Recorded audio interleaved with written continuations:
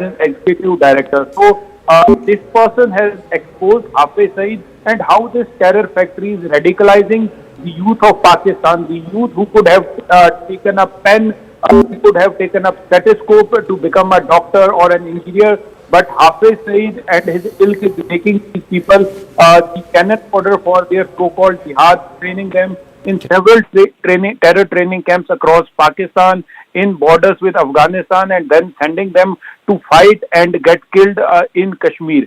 He says that thousands of Pakistani youth who are trained by Hafiz Saeed are sent across into Jammu and Kashmir to fight this so-called war, and 90% of them never return. They get killed by the Indian armed forces.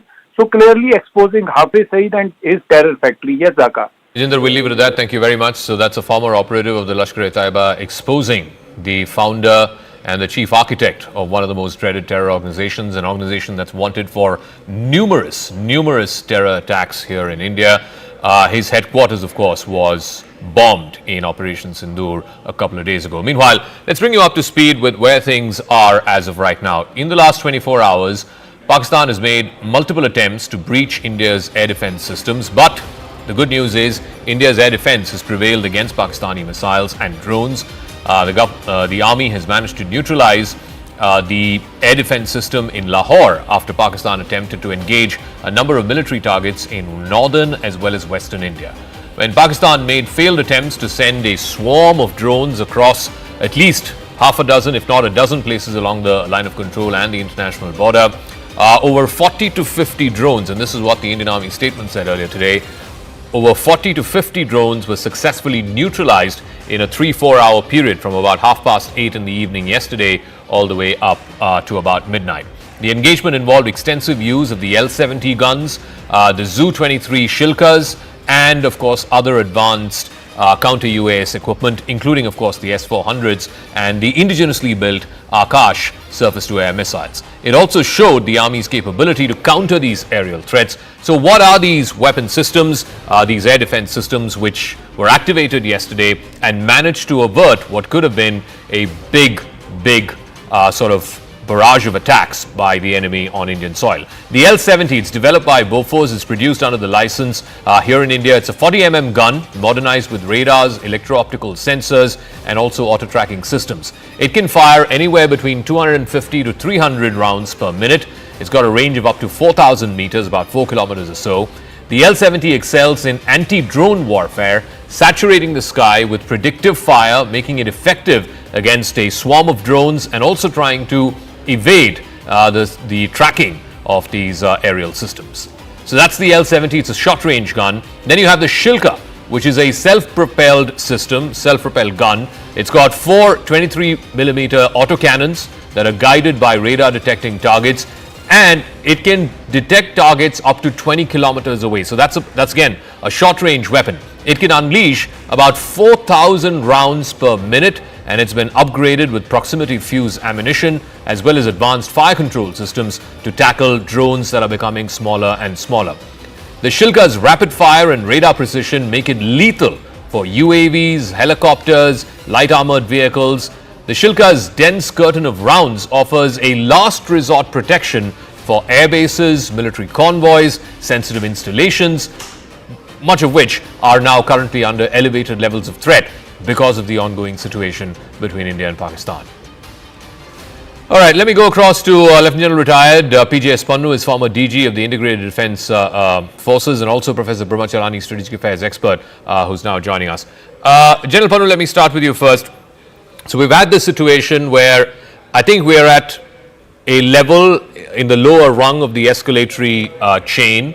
There was an out for Pakistan on the day of Operation Sindoor itself, right after that operation got out, where India said, look, this is non-escalatory. We're not underlining the fact that we've not targeted any Pakistani military installation. No civilians were targeted. Only terror and terror infrastructure was targeted. Pakistan chose not to take that off-ramp.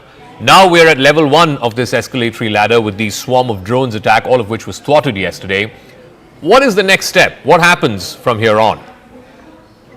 Zaka, now we are at war and we do not know what type or stage of war we are in. Normally, when you talk about a full-blown war, you're talking about the aerial campaign, which starts initially, but now the technology has enabled that other than the aircrafts flying in, now you have the UAVs and the missiles which have been developed between India and Pakistan over decades. They have come into play. Last war was fought in 71, which was more conventional without these weapons. So the new equipment which is being used and the legacy equipment which is being used, there I would understand that this is only a pause. It could be a logistic pause. It could be operational pause. It could be for reconsidering because armies do not reinforce failures. If Pakistan feels that whatever they did turned out to be a failure, then they would go back and look at what needs to be done better to improve the systems. The technical pause could also get the OEMs to look at the equipment which did not work well, or how the Indian equipment worked, to even tweak that. So there are far too many things that would be seen as to why, after yesterday night's very strong retaliation, aerial retaliation by Pakistan, why there is a pause. And it also could be a diplomatic pause, which I feel our diplomatic corps would have known, but I don't think so. It is so. But what is amazing is that the terrorists, Pakistan has been crying that they are also victim of terrorists or terrorism. And it is the same terrorists who they have been saying that they are victim of the terrorists. They have been carrying the coffins. You know, the army has been carrying the coffins and crying over them. How could you be victim of those people that you're now crying over and carrying their bodies for ceremonial burial? These are the same people who ambushed the Pakistani trains and hijacked them in Balochistan.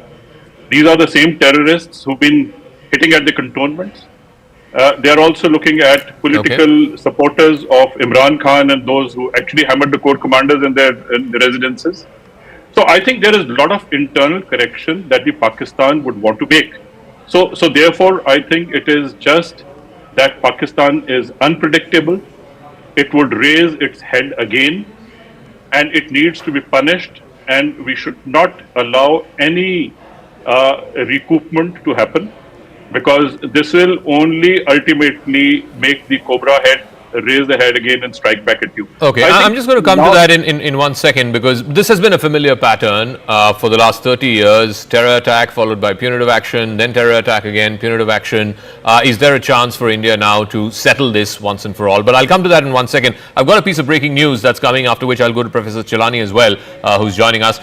This is according to top defense forces. As per India's assessment of what happened last night, between 8 o'clock in the night to 11:30 p.m., that's about a 3.5-hour window on the 8th of May last night, Pakistan launched as many as 500 small drones. The target were 24 cities across North and West India, starting from the Jammu and Kashmir through to Punjab, through Rajasthan, and of course the southernmost part of this window, which was Gujarat. So 24 cities in a 3.5-hour period. The army statement from this morning suggested it was 40 to 50 drones, but now top defense sources telling Arunima it could be 10 times as much. So Arunima, where is this assessment coming from, in as much as there were 500 drones? Because that's not a small number, that's a big number.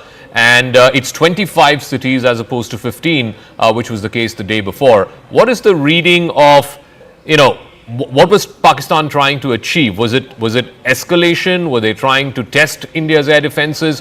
What was the objective? And what happens now? This is what everybody is keen to know. What is the next step? Do we further climb this escalatory ladder, or is there an off-ramp somewhere here?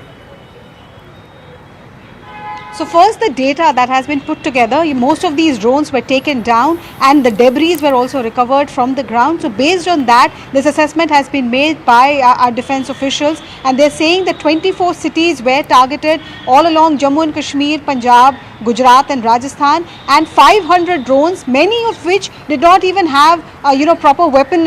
So was this just a surveillance drone where they're just checking India's air defense system? Was this just a probing technique to figure out how ready is India before Pakistan actually launches its attack? That's the line on which the Indian Defence Forces are currently viewing this data which has emerged. You saw the top level meeting that Raksha Mantri had with the three chiefs and also the CDS, post which I think the messaging we are hearing from South Block is that India is ready. If this was just Pakistan's way to test the waters yesterday, then they've seen how crucial India's air defense system is and how effective it is. And today, if they try their misadventure again, India is ready with whatever Pakistan wants to carry out its misadventure with. Okay, Arunama, we'll leave it at that. Let's try and game this out. I'll get a word in from Professor Chelani as well. So yesterday, as our colleague was saying, Professor Chelani, was Pakistan trying to test or suppress India's air defenses. Clearly, they got a bloody nose. Almost all of those attacks were thwarted. The next step, I would imagine, would be some kind of projectiles, missiles, short-range missiles, etc. And the step after that would be to scramble your jets. Are we now locked in this escalatory ladder? We are locked in a low-intensity military war. It's a war, undeclared war, but it's low-intensity military hostilities. The thing is this: India, as the stronger side, can escalate or de-escalate the situation to its advantage. In other words, India could control the escalation ladder. But India is saying that it's giving back in equal measure. In other words, it's responding to what Pakistan is doing. For example, the statement yesterday said that India responded in the same domain and in the same manner. That raises the question as to what India's objective is from the current military campaign. Because if we are responding in the same domain and in equal measure, then we could be giving control of the escalation ladder to the other side. Exactly. For example, we have positioned the Navy to carry out punitive strikes, but we haven't. We haven't employed our naval power, even though it's overwhelming in comparison to Pakistan's naval power. Are we waiting for Pakistan to first initiate naval hostilities before we respond? Again, I'm not sure, because I'm still not sure as to what our final objective is. I think General Panun is absolutely right that we need to punish Pakistan. We need to punish Pakistan in such a way that this ends Pakistan's reliance on proxy warfare. But then to impose deterrent costs on Pakistan, we should be willing to extend this low-intensity military campaign maybe until late autumn, maybe until winter, when weather conditions become more favorable for launching offensive ground operations to capture and hold enemy positions. So if Pakistan can sustain its low-intensity unconventional war for decades against India, the stronger India certainly can sustain a low-intensity military campaign until this winter. But I think so far, what we have seen is India's measured and calibrated reprisal strikes on military installations in Pakistan. All right. Let's see how this plays out. We'll game it further because we're expecting, for want of a better phrase, more action later tonight. But I'm going to take a quick break. When we come back, we'll still be in conversation with General Panu as well as Professor Chelani, and also get our reporters from different locations as well. It's going to be the same press conference in an hour's time at 5:30. The MEA Foreign Secretary is going to be there. You're also going to have the two young women lady officers from the Army and the Air Force who will be briefing the media about what's happened in the last 24 hours. Quick break. We'll see you right on the other side in a moment.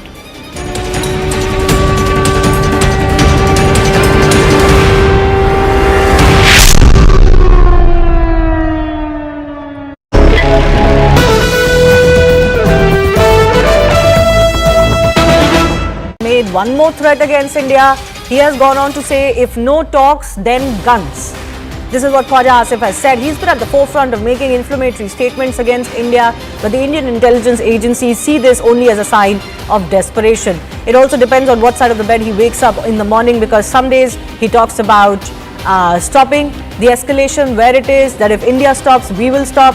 Then another day he wakes up and threatens India with nuclear weapons. This is the same man who has, of course, gone on international media to accept that Pakistan was doing the dirty job of the US and the West for 30 years when it was funding, training and harboring terror groups inside its territory. My colleague Anand is also joining us to break this down further for us. How seriously are we to take Khwaja Asif? Well, Bharat is not taking Khwaja Asif seriously because he's highly discredited himself by the comments that he's made. But there is a picture behind the picture. Khwaja Asif is worried about his political consistency, constituency, that is Sialkot. Sialkot has undergone some heavy pummeling and punishment with the air defense systems, reportedly also totally damaged because of Bharat's counter reaction to Pakistan's military strikes. What one needs to listen carefully when we listen to Khwaja Asif speak is, he says that we cannot afford to carry this on for long.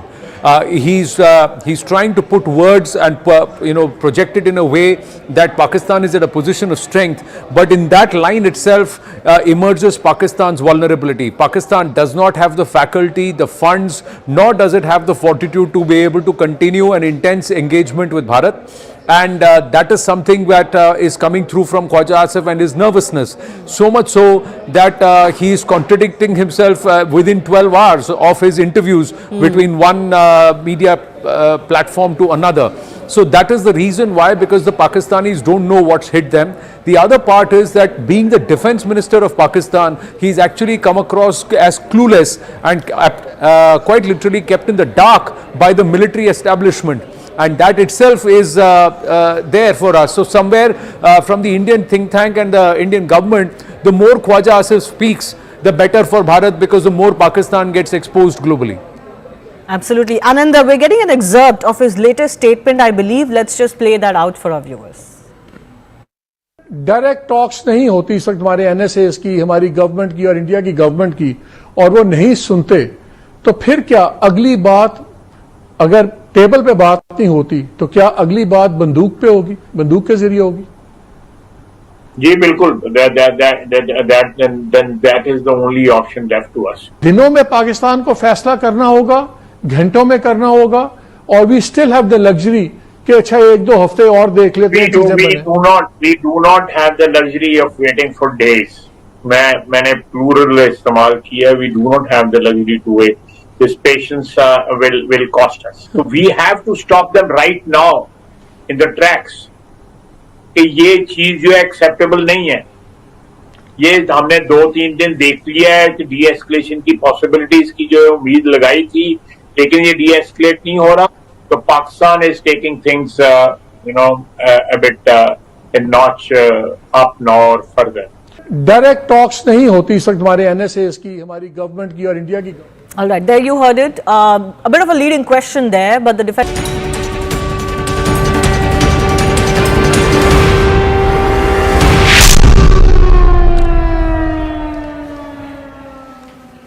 Welcome back to our continuing coverage of the heightened tensions between India and Pakistan. We are, without officially declaring so, for all practical purposes, in a state of war.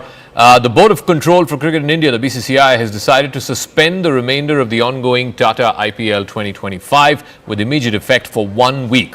Further updates regarding the new schedule and the venues of the tournament will be announced in due course of time after a comprehensive assessment of the situation in consultation with relevant authorities and stakeholders. This was, of course, announced a short while back by Rajiv Shukla, who is part of the BCCI and someone who has been talking about this for a while. So they've decided to suspend the IPL for a week starting today. Let's listen in to some reactions coming through. Mr. Dhumal, the BCCI and the IPL have taken the decision to suspend the IPL, but only for a week. Just give us a sense of why this decision was taken. What was the considerations? See, given the situation as of now, we thought it appropriate that it doesn't make sense to have the tournament going on for a while. And as the situation unfolds in the coming days, accordingly, we'll take a call. So, Initially, the news was that you may be considering to suspend the entire remainder system, but you've chosen to only do it for a week. The reasons behind that? That was just a speculative story. I don't know where it came from, but we were considering and we were discussing with all the stakeholders, and it was thought appropriate to suspend it for a week, assess the situation, and then take a final call. Right. And can I just get your mind on what is the possibility now after a week? You'll obviously watch the situation closely. If it doesn't improve, if there's escalation, then of course further calls to suspend it will be taken, right? See, as of now, as you know, the entire country is focused on winning this war, and we want to show our solidarity with our armed forces, with our government. So that is the focus as of now. We are not considering anything else as of now. So we'll review the situation and accordingly take a call after discussing with all the stakeholders. Any contingency plans on whether could be played outside India the remainder of the season or at limited number of venues, things that IPL has done in the past? That has not been thought over as of now. So as the situation unfolds in the coming days, accordingly that call would be taken. All right. Thank you so much. Thank you. All right, I want to go across to this piece of breaking news. We're talking about the remnants of what happened last night in that 3-hour drone swarm. A part of a Pakistani drone is found in a place called Kishan-Ghat. This is in Jaisalmer in Rajasthan, where, of course, there was a swarm of drones a little late in the night yesterday. The entire area is now cordoned off. Army and civil defense are at the spot with the ambulance in standby. Anvit is now joining us. How do we know that this is part of a Pakistani drone? Yeah, Zaka, see what we are being told by the locals and the authorities here that it is a part of a cell of a drone that is attached to the cell, and many such cells are attached to drone. But they are saying that when these cells fall off a drone, they might also explode, and that is the reason why you can see a military vehicle is here. They are here, deputed here since last night. You can also see civil defense people there, and right now, as you can see on your screen, there are sacks of sands which have been used to cover that part of cell that has fallen, and you can right now see the army and civil defense officials. You know, they have surrounded it. Attempts will be made to defuse it as well, what we are being told, but some confirmations and some permissions are awaited from the senior authorities, following which the diffusion it will be carried out. And civil defense people have been here since last night, and so have been the military personnel. They're keeping an eye. The entire area, because it's a residential area, it has entirely been cordoned off, and it is a residential area. You can see houses are there, and these houses have been vacated because it is being said that the cell that has fallen, if it explodes, it may cover an area of at least 40 to 50 meters. So all the houses in the proximity have been cleared. Ambulance is also on standby, and all the precautions are being taken that are required so that no injury happens when the cell explodes or if any mishap takes place. So all the precautions are being taken, and what we are being told that some permissions are required, and after that the diffusion will be carried out. We'll see how the story plays out. So the police there, preliminary inquiry into the parts of the drone or the debris of the drone indicate that it was actually a Pakistani drone. Well, it bolsters India's case to prove that what happened last night between 8 o'clock and 11:30 was a swarm of Pakistani drones that was sent to violate Indian airspace and attack India. All right, I'm going to take a quick break, but news and updates continue right on the other side. Now, there's been a lot of, fake news and disinformation and misinformation, especially last night in the aftermath of that drone swarm. All kinds of news were floating around in the internet, particularly on social media platforms like Twitter. We've been busting that. We'll talk a little bit more about that on the other side of this quick break.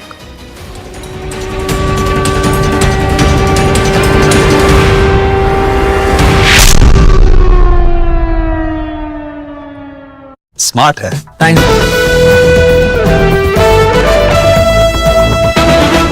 made one more threat against India. He has gone on to say, if no talks, then guns. This is what Khwaja Asif has said. He's been at the forefront of making inflammatory statements against India, but the Indian intelligence agencies see this only as a sign of desperation. It also depends on what side of the bed he wakes up in the morning, because some days he talks about stopping the escalation where it is, that if India stops, we will stop. Then another day he wakes up and threatens India with nuclear weapons. This is the same man who has, of course, gone on international media to accept that Pakistan was doing the dirty job of the US and the West for 30 years when it was funding, training and harboring terror groups inside its territory. My colleague Anand is also joining us to break this down further for us. How seriously are we to take Khwaja Asif? Well, Bharat is not taking Khwaja Asif seriously because he's highly discredited himself by the comments that he's made.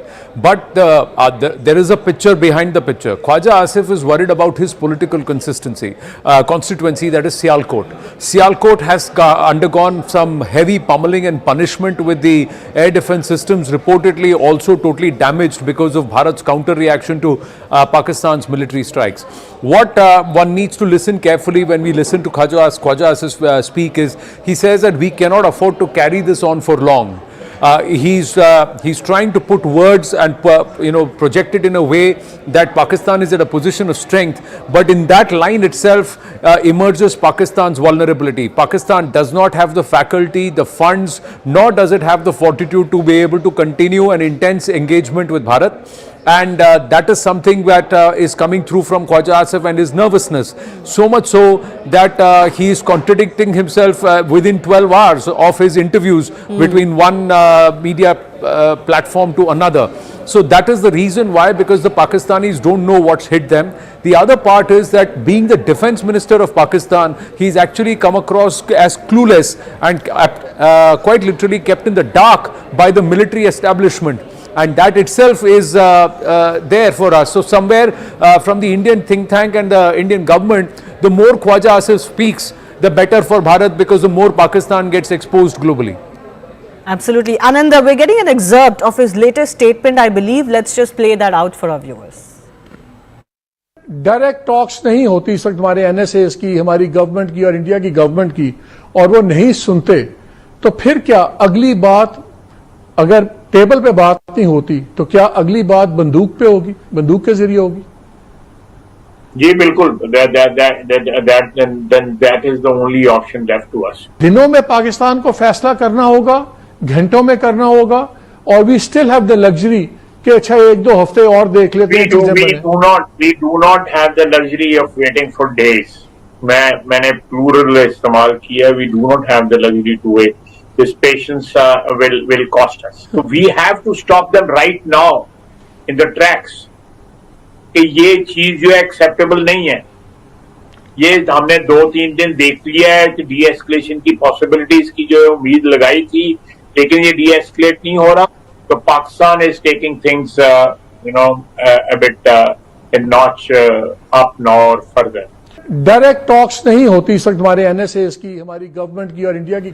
All right, there you heard it. A bit of a leading question there, but the defense minister certainly approving what was asked, that if there are no direct talks, then there will be guns.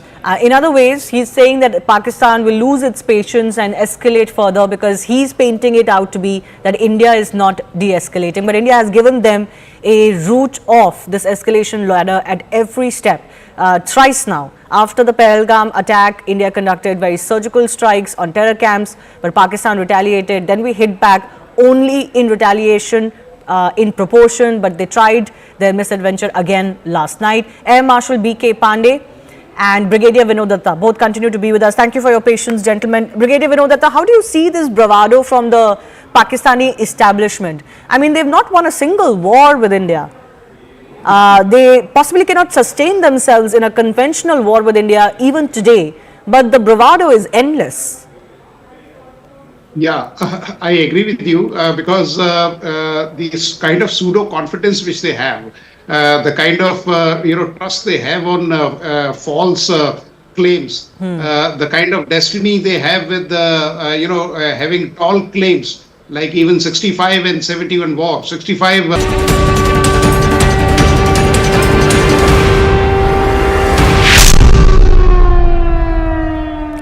Welcome back. In all of this fog of war, particularly what happened last night, there's been all kinds of fake news and misinformation and disinformation doing the rounds of social media. The Press Information Bureau of the Government of India has put out a fact-check unit on their social media handle on Twitter, which has been from time to time fact-checking and debunking dozens of such fake news, not just propagated by other Indian media stations, media channels and so on, but also Pakistani media and social media, as well as Chinese propaganda. Let me go across to my colleague Poonam, who has more details on this. Right, Zaka. So like you've been pointing out, there have been several of these social media posts that have been doing the rounds. There's a narrative that's being built, all of which is false, is what the government has now come out and said. The PIB fact-checking machine is working overtime. Let me take you some of those tweets that have now been flagged as fake posts by the PIB, by the government of India. This one here is about a video which was put out. It claimed that this video was from Jammu and Kashmir over the last 48 hours, but the government has now come out and said that this is an old video. It's not even from India or from Jammu and Kashmir. In fact, this video is from Dhaka from February of this year and has nothing to do with what's transpiring in the conflict between India and Pakistan in the last couple of days. There's another video that was put out. There's another post that was shared. It was about a Sukhoi 30 that the Pakistani military had allegedly brought down. That was the post. That too is untrue. That is false and fake. That is what the government has come out and said. The Sukhoi 30 MKI of the Air Force crashed in 2014. That was the picture that was used in this particular post to claim that it was brought down by Pakistan. Again, a false claim that has been countered by India. Another tweet that we're talking about is a video that was doing the rounds. The video claimed that this was Pakistan launching its missiles, but that claim is completely false and untrue. This is a video from a video game, is what PIB has now come out and said, that this has nothing to do with what the events that have transpired along the line of control or the international border in the last couple of days. This is part of a video game. This is not a multi-rocket launcher system as this particular post had claimed. Now, these are certain videos and posts that are doing the rounds as far as the conflict is concerned. But amidst all of this, we're also seeing a kind of narrative between China, Pakistan and India. There's this one particular post that was shared by China Daily, which said that there were 3 Indian jets that had crashed 2 days ago in Kashmir. That too is completely false, is what PIB, the government of India, has now come out and said, that this image is from an earlier incident in 2019, has nothing to do with what we're witnessing in 2025. So the government of India is making it very clear that this kind of narrative building that is happening on social media, that has to be countered with facts, which is exactly what they're doing and which is what we're putting out for you here on CNN News 18 as well. It is time for a quick break though, but our coverage will continue.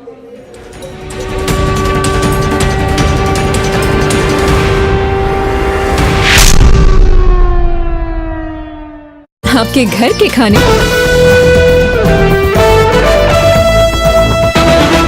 made one more threat against India. He has gone on to say, if no talks, then guns. This is what Khwaja Asif has said. He's been at the forefront of making inflammatory statements against India, but the Indian intelligence agencies see this only as a sign of desperation. It also depends on what side of the bed he wakes up in the morning, because some days he talks about stopping the escalation where it is, that if India stops, we will stop. Then another day he wakes up and threatens India with nuclear weapons. This is the same man who has, of course, gone on international media to accept that Pakistan was doing the dirty job of the US and the West for 30 years when it was funding, training and harboring terror groups inside its territory. My colleague Anand is also joining us to break this down further for us. How seriously are we to take Khwaja Asif? Well, Bharat is not taking Khwaja Asif seriously because he's highly discredited himself by the comments that he's made.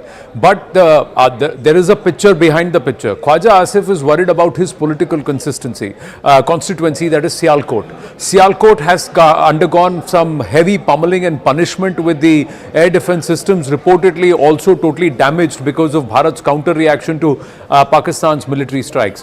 What one needs to listen carefully when we listen to Khwaja Asif speak is, he says that we cannot afford to carry this on for long.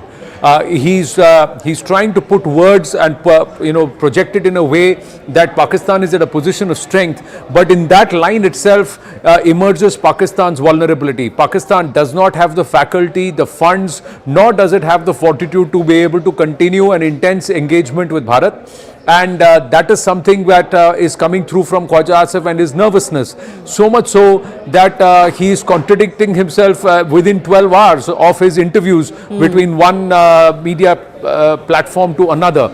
So that is the reason why, because the Pakistanis don't know what's hit them. The other part is that being the defense minister of Pakistan, he's actually come across as clueless and quite literally kept in the dark by the military establishment. and that itself is there for us. So somewhere from the Indian think tank and the Indian government, the more Khwaja Asif speaks, the better for Bharat, because the more Pakistan gets exposed globally. Absolutely. Ananda, we're getting an excerpt of his latest statement, I believe. Let's just play that out for our viewers. Direct talks नहीं होती इस वक्त हमारे NSS की, हमारी government की और India की गवर्नमेंट की, और वो नहीं सुनते, तो फिर क्या अगली बात, अगर टेबल पे बात नहीं होती, तो क्या अगली बात बंदूक पे होगी, बंदूक के जरिए होगी? जी बिल्कुल, that is the only option left to us. दिनों में पाकिस्तान को फैसला करना होगा, घंटों में करना होगा, और we still have the luxury कि अच्छा एक दो हफ्ते और देख लेते हैं चीजें बने. We do not have the luxury of waiting for days.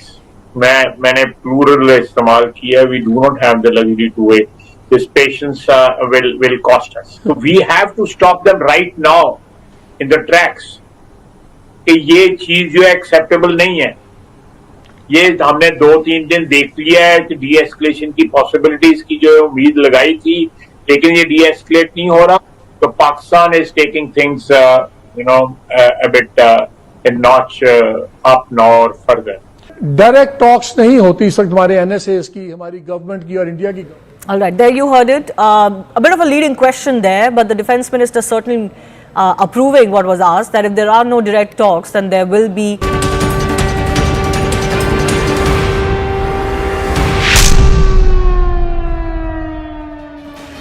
All right, as we count down to the press conference by the Ministry of External Affairs, the Foreign Secretary, and the two young women officers from the Indian Army and the Indian Air Force, which happens at 5:30 every evening. We're counting down to that. This is what has happened over the last 24 hours. Last night, between 8 p.m. and 11:30 p.m., there was a swarm of drones across 24 cities, largely in northern India and western India, all the way from Jammu and Srinagar up in the north, up to Kutch in Gujarat, that was targeted in a swarm of drones that were sent over from the other side. The official Indian Army statement says, and this was released this morning, I guess we'll get an update in half an hour's time when the Foreign Secretary briefs the media. The official Indian Army statement says it was anywhere between 45 and 50 drones, but turns out that it could be much, much more than that. What the exact figure is, like I said, we're awaiting that press conference at 5:30. Almost all of it was thwarted by the air defense system that India has built, both indigenous as well as the imported one, the S-400, as well as the L-70s. We'll try and explain all of that to our viewers and more. My colleagues Anand Narasimhan and Rahul Shivshankar are here. But you want to do some, geeky boy toy stuff. No, it's not the boy toy stuff, but it's what stopped these 500 drones. On an average, about 35 to 40 drones per location. There were 15 locations targeted, about 500 plus drones that have been pressed by the Pakistani military. So about 35 to 40 drones have been stopped. So look at it. The L-70 anti-aircraft gun was pressed into service, developed by Bofors, now produced in India. This is a 40mm gun modernized with radar, electro-optical sensors and also auto-tracking systems. It can fire 240 to 330 rounds per minute with a range of up to 4,000 meters. The L-70 excels in anti-drone warfare, and it also has the ability to try and saturate the object in the sky with predictive fire. So also it makes it very effective against swarm attacks. So this is called a mini swarm because the swarms can extend anywhere from 20 drones to about 200 drones at a stretch can be sent. So that is a possibility, but 35 to 40 is a swarm of drones. Then you have the Shilka. So this Shilka is a self-propelled system with about 4 23mm auto cannons. Now these are guided by radar in detecting targets up to 20 kilometers away, and it can unleash about 4,000 rounds per minute and has been upgraded with the proximity fuse ammunition and advanced fire control systems to tackle small drones also. And the Shilka's rapid fire and radar precision make it lethal for unmanned aerial vehicles, helicopters and also LAVs. And they can also try and that is light armored vehicles. Now last resort is for protection of sensitive targets. That's where Shilka comes into place. Then we have the scaling up, that is the S-400s and the MRAMs and all of that come into place. So these have all put together. The biggest aspect, Rahul, is that there is an integrated air defense system where there are resources with the army and also with the Air Force that have worked in coordination. Otherwise, to tackle 500 drones across 15 locations, in the recent past, we never thought we could do it. Today, we are at a position where we have shown we can do it.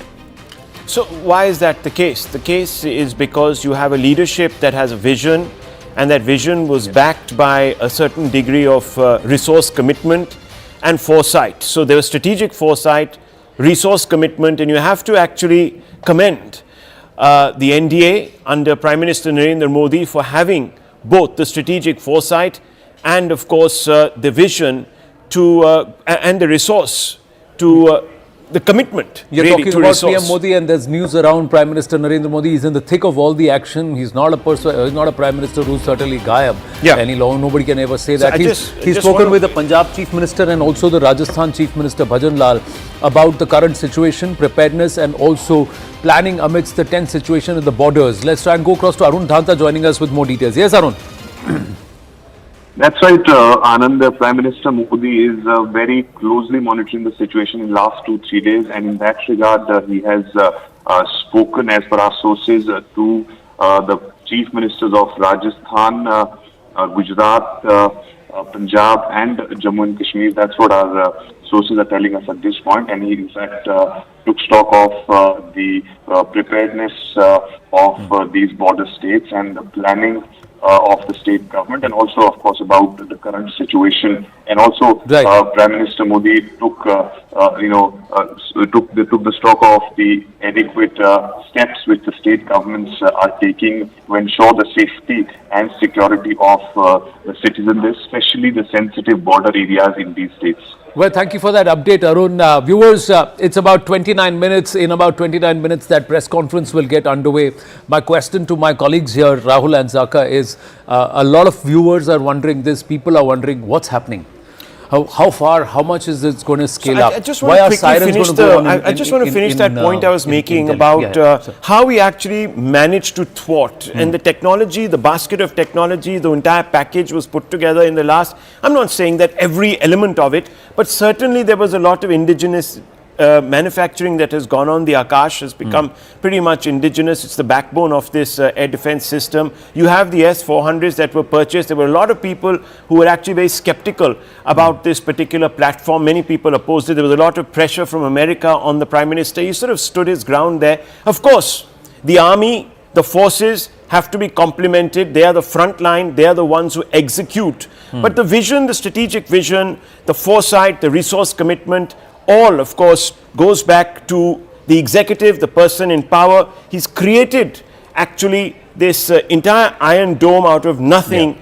And one has to actually come to the table and say, look, yes, I think Narendra Modi built up to this point. Perhaps, therefore, we can do the things we are doing today. We've also visibly attacked in Pakistan. Now, to answer your question, visibly attacked inside Pakistan, but stuck right now. We don't know what's going to be told to us at 5:30, but certainly on the evidence of the pictures that we have seen, we have struck terror targets and basically shaken up the entire terror infrastructure and the ecosystem in Pakistan. We've also shocked the Pakistan army. We've shocked the army. They never thought that we're going to do this, and we've shown that we can. Absolutely. And we'll do it better than them. We've built up this, to use this phrase that we are always using, ramp. We've actually ramped up our ability to strike cross-border, and we've done so. Now, I don't believe, look, there are a lot of people who are talking about de-escalation, dialogue. I don't believe that is the way forward. You have a bit of a strategic advantage right now. If you have to impose deterrence, it's not going to be through de-escalation and dialogue. It'll be seen as it'll be seen as weakness. There's an interesting thesis, and Professor Chalani, who we're all familiar with, who was on the show last hour, he had an interesting thesis to this. So a lot of people are saying there's this strategic window that India has where you go in and you impose costs so that it can, act as a deterrent for a period of time. It'll discourage the Pakistani state, the Pakistani military from using these proxies. So he believes that there is this window. The only problem is that, look, India, every step of the way, including on the the morning after Operation Sindoor, also yesterday, if you heard the Foreign Secretary's words, India has been very, very clear. India is not the one who's climbing the escalation ladder. India is taking responsive measures because Pakistan is choosing to escalate. Now, two things are happening here. One, the ability or the the person who then exits the escalation ladder is not India.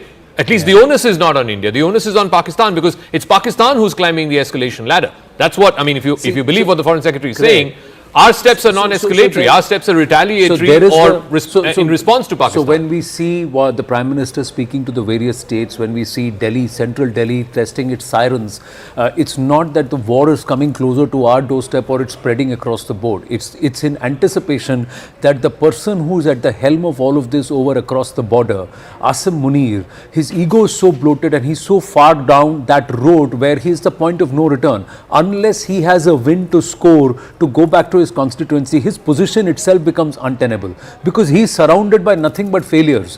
Balochistan failure, Jafar Express huge embarrassment, Pakhtunistan failure, Sindh failure, POK failure, and his ability to deal with the Americans failure. Now with Bharat, this entire post-Pahalgam operation Sindoor failure from the Pakistan point of view, because 9 targets hit with precision. Failure on the 7th of May in the night because no targets in, no military installations hit. In fact, the Lahore air defense system was neutralized. And on the night of 8th, again 500 drones set, nothing lands on target, and we've gone ahead inside and targeted 15 locations, of which 12 we've actually hit those targets across Sialkot, Karachi, Rawalpindi and so many other locations which perhaps they will tell us. So at all points in time, it's all crumbling down for him. He's a desperate man. Here's the thing. I agree with everything that you've said. The problem then is, you cannot, maybe they're doing it for public consumption. You cannot on the face of it to the public say that, look, we are not escalating. We are only responding to the escalation that the other party is taking. We urge them not to escalate. And at the same time, you're not giving him an off-ramp. So be very clear about the objective. One second, let me finish. The objective of this operation that India has undertaken on day one was, we've hit limited targets. We wanted to go after the terror infrastructure. We've done that. No military, no civilian, no escalatory, right? And then we're backing off. But the other party has chosen to escalate. Now you have to respond to that escalation. Correct. Now, the problem with that is, you do not control the various rungs of the escalation ladder. It's the other party who's controlling the various rungs of the escalation ladder. And that is not something that you want to do when you're trying to do what Rahul has said, take advantage of the strategic window. That's the reason why there is a certain preparedness that the entire civilian population is being asked to go through across these 244 But that districts. is defensive. No, it's that not. is defensive. You have to have, you can have an offensive posture there, but you have to be able to protect civilian lives and also carry the nation together. It did not happen during the Kargil conflict, because both sides said that we limit it only to this extent, we not spread it further. The theatre of action was already defined. It did not happen with Balakot. Again, there was a limited theatre of action. Here the theatre of play has spread across the entire western border, and Pakistan will say we spread it, in the sense India spread it, because we targeted from Muzaffarabad all the way into Bahawalpur. So that's the given course. So we've got to realize that, and as a nation we've got to support the government and say, all right, let's be prepared. So there is some preparedness, there's preparedness, that's all it is. So I want to add to that point. Why should we act in haste? Yeah, they've thrown a lot of stuff at us. Do they dictate the timing of our response? No, we dictate the timing of our response. So if Pakistan has hit our military targets, or made an attempt to hit them, or even certain strategic assets, then we've already established the baseline. Correct. They've come over, they've tried to do it. Now we have to choose the moment of our response. And if you've noticed, what is the Prime Minister doing? He's meeting a large number of people from different states. All the chief ministers have been already spoken to. You have the Home Minister who's talking to the CIFS. You have the Home Minister who's talking to the BSF. We are readying ourselves for the long haul. Yeah. This is not a 1 day, 2 day, 5 day, tick, tick, tick, tick. That suits Pakistan actually. A shorter, quick escalation suits Pakistan. Sweating it out, waiting, letting the pressure, burning resources doesn't suit Pakistan. So if we have the stamina, that's the unknown question. If we have the stamina, we can actually attenuate them. And yesterday in that all-party meeting, a question was actually put: do we have the ammo? Do we have the legs, etc., etc.? And Rijiju said, of course, we have it all. We've been building up to this moment. We also have our supplies. A lot of them are indigenous. We're not going to talk about where these things are made, who's making them, but we are quietly there is a supply line, there is a strength, and there is also there is a stern resolve, but more importantly, there are deep pockets. Bharat can afford it for it to be a long drawn game. Pakistanis can't. Now, This is where, personally, I would like to give credit to Prime Minister Narendra Modi and his vision or thought process, because 12 years ago, Zaka, you, me, all of us were in this profession at that time too, when the defense minister of the country comes and says, sorry, I cannot add to my squadrons because I have no money. Sorry, we can't buy more because we have no money. In 12 years, we've turned around to a place that ahead of this entire possible assault and possible strike, there is a 60,000 crore deal that's been signed for additional aircraft to be bought. 3 months before this has come to pass, there is a deal that has been signed to increase our naval fleet, buy submarines. There is a Scorpion deal that's happened. So over the last 2-3 years, close to about 1.5 lakh crore rupees, or if not more, deals have been signed. Where does this money come from when there was no money in the pocket in 12 years? That is a certain level of leadership, a certain level of governance, and a certain level of vision that the Prime Minister has shown, and credit is due there. This time, the difference between Balakot and now, and I'll come to you, Zaka, on that, is that this time it is a whole of government approach. When we say whole of government, all parties are being briefed. All states, whether in government or ruling party or opposition, are taken on board. Every single person is aware why we are doing it, what we are doing, and the objective is clear. It is to avenge Pahalgam, and it is a war on terror. Now I am ready to fight this war. It's a long battle. I will fight it. It's a short one. I'll fight it. But it's a war on terror. I disagree with the hypothesis that Rahul put. I think it doesn't suit India to be in a long protracted war with Pakistan. There's a very simple reason for it. We are at an economic inflection point. We have much more to lose economically than Pakistan. Look, I think where we are getting all of this wrong is the Pakistan army does not think like a regular army. They are thinking like guerrillas. And what guerrillas need to do is to try 10 different times, but they need to be successful just once. And that's what they did with Pahalgam. Now that India has responded, Munir needs to show something back to the Pakistani people that, look, I've also got a win. Now, what that win is, what that off-ramp is, I don't know, because none presents itself now. There was one on the day after, the day that the operation concluded, there was an off-ramp. He chose not to take it. But anyway, I'm not going into that. I'm making the very simple point that I don't think it is in India's interest to have a 6-month war. Because in 6 months, what are foreign investors going to do? Already today, the markets have shut 1% down, right? One second, let me just finish. My point is, the economic stakes for India are much, much higher than it is for Pakistan. Pakistan today is going with a begging bowl to the IMF. They don't have money. But that is not fundamentally influencing the army's decision on how to proceed further. Whatever Asim Muni's decision, I think somewhere the Indian think tank understands this, that we can last 60 days. They can't even last 6 days. So who's in a better position? Nobody wants a 6 months war here, or nobody wants an escalation or a long. But if that's how it is going to turn out, and if if that happens, that it's a little long drawn out, we are ready for a long drawn out confrontation. But the Pakistanis can't afford more than 4 days. They can't afford. So there is no question there of it becoming a 6 month thing. Maybe I should be allowed to rebut. Yeah. The point is, the time is our strength. The costs that we are incurring. Look, this is not a full-scale war, first of all. We haven't even begun. Okay, we haven't even begun. That was a large number of generals, etc., who we've been bringing on to our panels, were saying that we haven't even begun. We haven't even expended 1%, 0.1% of what we have. So it's not costing us in that sense. What I'm trying to say is that we pick our moments. We pick 2 weeks down the line. We pick another 3 weeks down the line. That's already a month and a half. We do something here, we do something there. These guys have to be in a state of maximum alert. They have to be deployed. When I say these people, I'm talking about the Pakistanis. They have to be deployed. They're also being bled internally, as you know, and you made those references. They have no money. A short, quick, very, very visibly explosive, extremely perilous contest serves them, because they go running around the world and say, look man, this is a nuclear charged place, and you guys have to come in. So people will come in and they defeat our strategic objective. What is our strategic objective? Is to impose deterrence. We will not be able to impose deterrence if we don't go up significantly on that particular ladder over a period of time. It could also be kinetic. It could also be kinetic. It could be non-kinetic. Time is our strength. It could be 6 months down the line.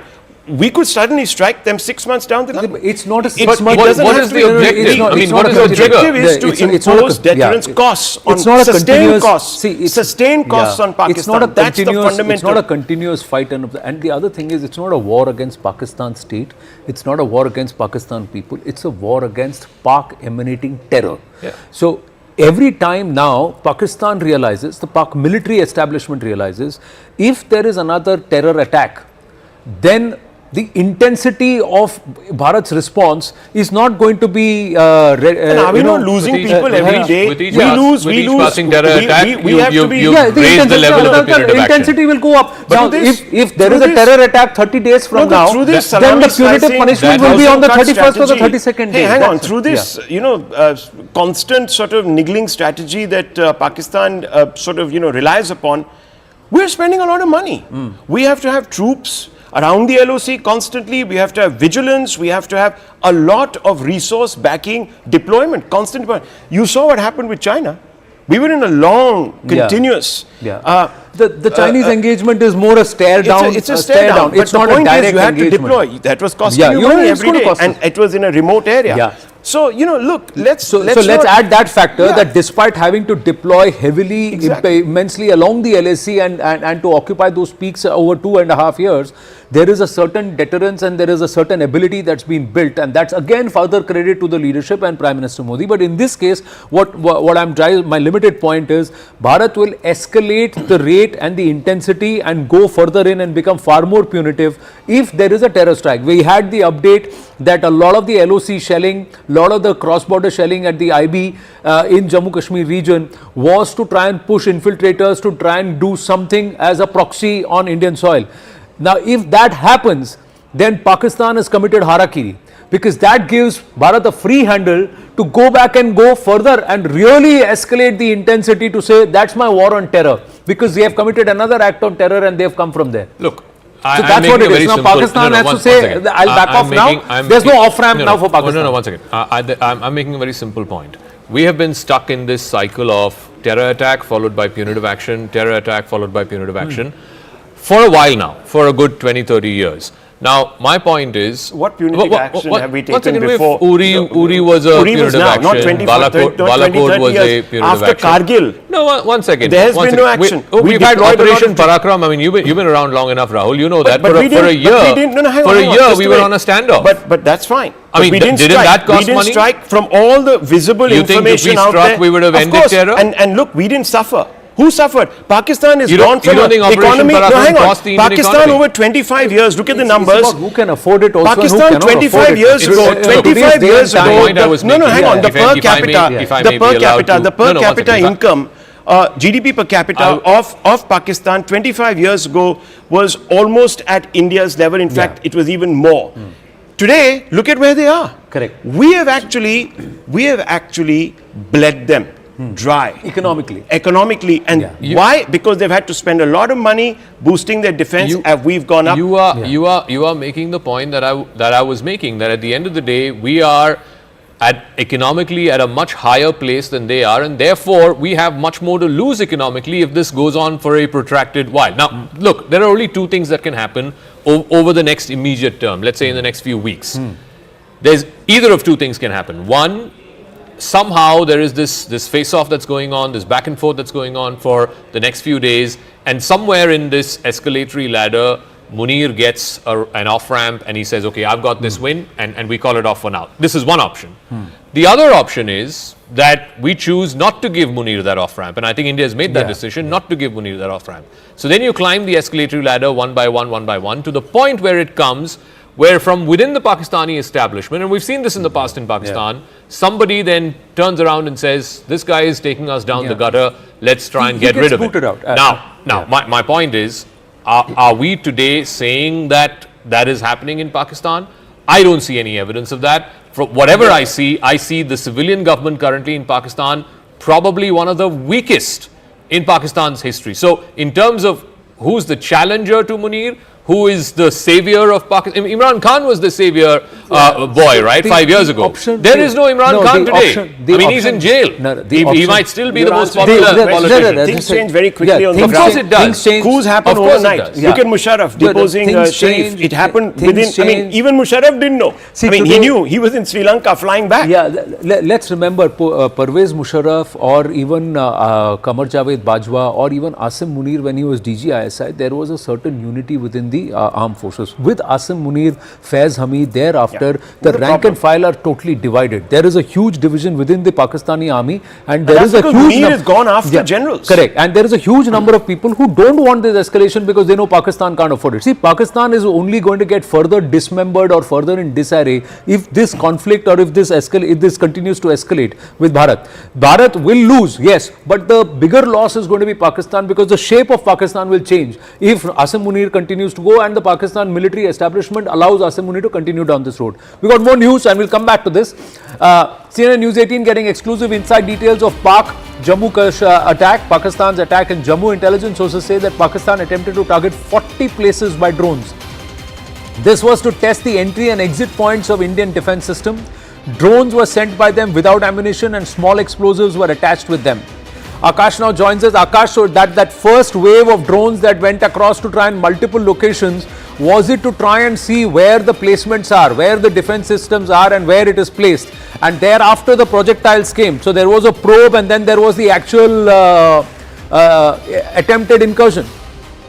Yes, Anand, at least, agencies are suggesting like that because they are saying that maximum of these drones did not have any explosive. And in fact, this is the reason why they are anticipating another, attack this evening, because they are saying that yesterday they wanted to check our capabilities.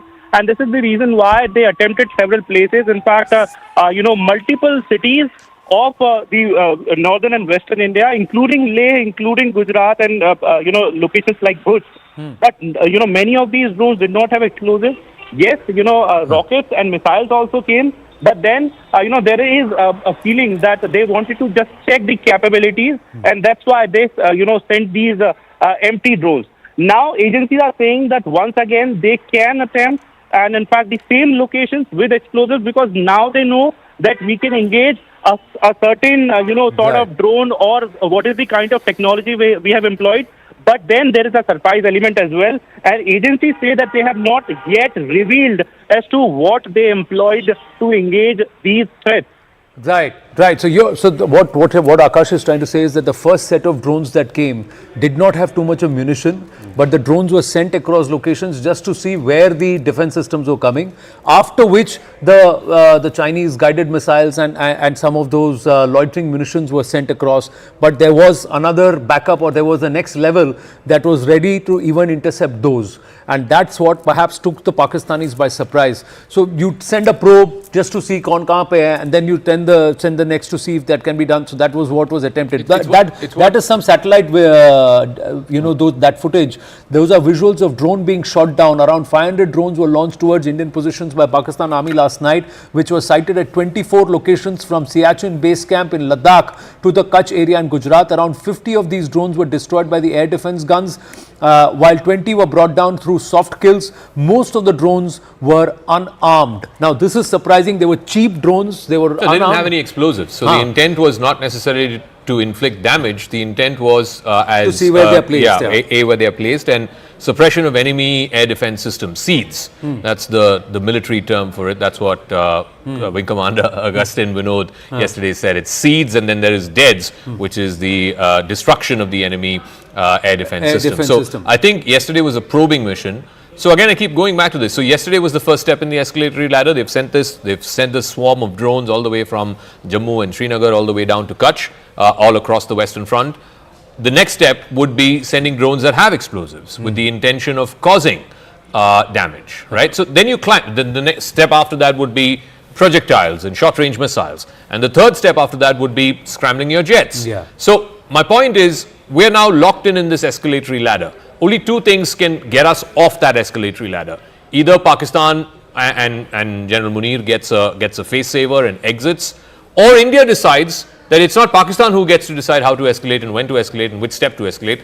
India then turns the tables on Pakistan and decides that we are the ones who are going to escalate. I don't see that happening I think that flip is one misadventure by the Pakistanis away. The flip or change in position from Bharat is one misadventure by the Pakistanis away. That's one. The other thing is, from Bharat's point of view, it's not a war against the Pakistani military. It's a war against terror. Now, as long as that terror exists and Pakistan doesn't back off from that and actually uses the entire might of the state to back those jihadis, this war is on. It's not ending anytime soon. Islamabad update, Saudi Minister for State for Foreign Affairs, Adel Zubair, has arrived in Pakistan on an official visit. He is expected to hold discussions on the ongoing tensions between Pakistan and India. And during his visit, the Saudi Minister of State will meet with Pakistan's top leadership. Adel Zubair arrived in Pakistan after completing his visit to India. So the Iranians go to Pakistan and then come to India. The Saudis come to India and then go to Pakistan. What's going on there? Look, I think the Saudis are playing a very important role. Clearly, yesterday he met with External Affairs Minister Dr. Jaishankar. I believe he's also met with the leadership. Definitely, there is a message that has gone from the top leadership here in India through him to the top leadership in Pakistan.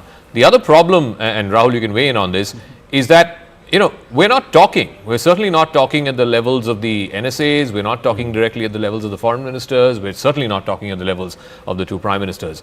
If the intention is to de-escalate by either party, then we should be engaging with the other side, because the point of mediation, point of mediation, like for example what Vance said, I think it's the first time that the Americans, I've been covering foreign affairs for a very long time, ultimately what brought Kargil war to an end? It was Bill Clinton who intervened and said, okay, let's back off from the brink. What stopped India from going full throttle after 26/11, other than the political leadership sort of vacillating? There was also conversations that the Americans had with the political leadership at that time. Even in 2019, when Balakot happened, it's been documented in Mike Pompeo's book. He had multiple conversations with Sushma Swaraj, and it sort of pulled both sides back from the brink, which, by the way, was also the Trump administration. This time around, and I'm quite surprised by what Vice President Vance said and what President Trump said earlier, that look, it's not our problem, it's up to Pakistan and India to figure it out. You could read it in two ways. One, we don't care, it's their war, they've been fighting for thousands of years, let them figure it out. Or the second is that if India chooses to escalate further, maybe the Americans will look the other way. So it depends on how you want to read it. Well, see, the onus now, I think the person who's got to pick up the phone is Shahbaz Sharif. There's nobody else, or it is Asim Munir. So in this case, Asim Munir's position is untenable as far as Pakistanis are concerned. Any more terrorists and jihadis operating out of Pakistan is untenable as far as Bharat is concerned. So this is where the current situation is. Actually, Anand, I slightly differ with you on this one point. Look, if you have to enforce deterrence, you have to go after the mindset. These terrorists that we're eliminating are expendables. They read out of a book, a playbook. That playbook is presented by people who are in the deep state of Pakistan, the ISI, the army. Till you don't impose costs on the army, they'll just find a new set of actors, they'll build a new mosque or a new camp, and they'll send these people across. So if you don't go to the root of the problem, you're going to be constantly shellacked. You're going to be constantly harried. You're going to be constantly bled. So I think if you have to impose deterrence, remember what the Prime Minister says, unimaginable punishment. Okay? On whom? Not just the terrorists, but their backers. He didn't name anybody. He didn't name the state of Pakistan. But look at what's happening. Over a period of the last 24 hours, several of our diplomats are not just talking to other diplomats. They are, for the first time, and I haven't seen this in a while, okay, going into studios of Western media. And what are they saying? They are linking Pakistan's state to terror. They're hyphenating Pakistan so with they're terror. hyphenating it to, the state to terror. They're saying that this country as a whole supports, exports, and worse, nurtures terror. And they have taken several examples. Now, why are they doing this? Because they're creating the rationale for the actions that we are taking.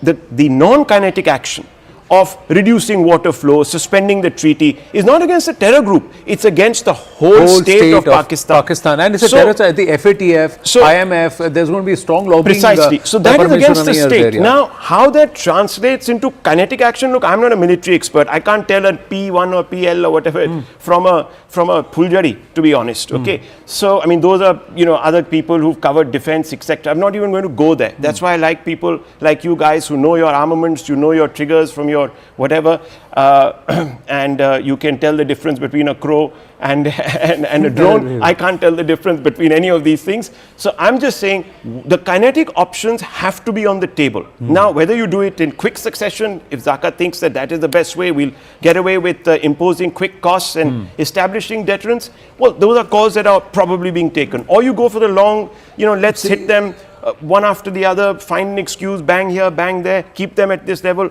tire them out. Less than a minute to go for that briefing to get underway. Let's see if we have our reporters live there and we can get the live pictures from where the NMC, where this is going to be, the briefing is going to be. It should start in a bit. Let's see what the mindset is. And today, what Mr. Vikram Misri presents, that's the diplomatic point of view, because there is a diplomatic all-out. Like you said, there is a definition and a posture there to hyphenate terror with Pakistan. There was even a clash about who should be leading that briefing, by the way. There were two experts on our panel that were sort of got a problem with the civilian side leading that briefing. They said, no, the military should be in charge of that. So, there can be a point of view, but in this case, I think it's a whole of government approach. The government is deciding. The NSA is the one at the helm of affairs, because the intelligence is what allows you to go ahead and form your tactical formulations, and the NSA is spearheading it with his wisdom and with his understanding of this entire region. So that's another point, and it's all happening under Prime Minister Narendra Modi. Who leads, who doesn't, I'd love to see a short really of the stage. Have they? We'll see. I don't think the pictures. Have they not? I don't think the pictures have started coming yet. The pictures should come in any moment. If I can quickly just weigh in. I mean, I disagree with Rahul. If you hear the exact words, and if we have the time, we can even play that out. Vinay Quatra, who is India's ambassador to the United States, went up on CNN. Wolf Blitzer was interviewing him, and he asked him specifically, is your war against Pakistan? And he said, no, we are not in a war against Pakistan. We're in a war against the terrorists. These were his exact words. So it is, there you go. Can we play that out? Can we play the soundbite, of what and then we should also play what Vikram Doraiswamy said. So you have the Indian envoy to the UK and the Indian envoy to the US, so both sitting on interviews and both having... hang on. That is been done in a specific context, and the context is, why did you do this? Well, we did it to punish those actors. So square that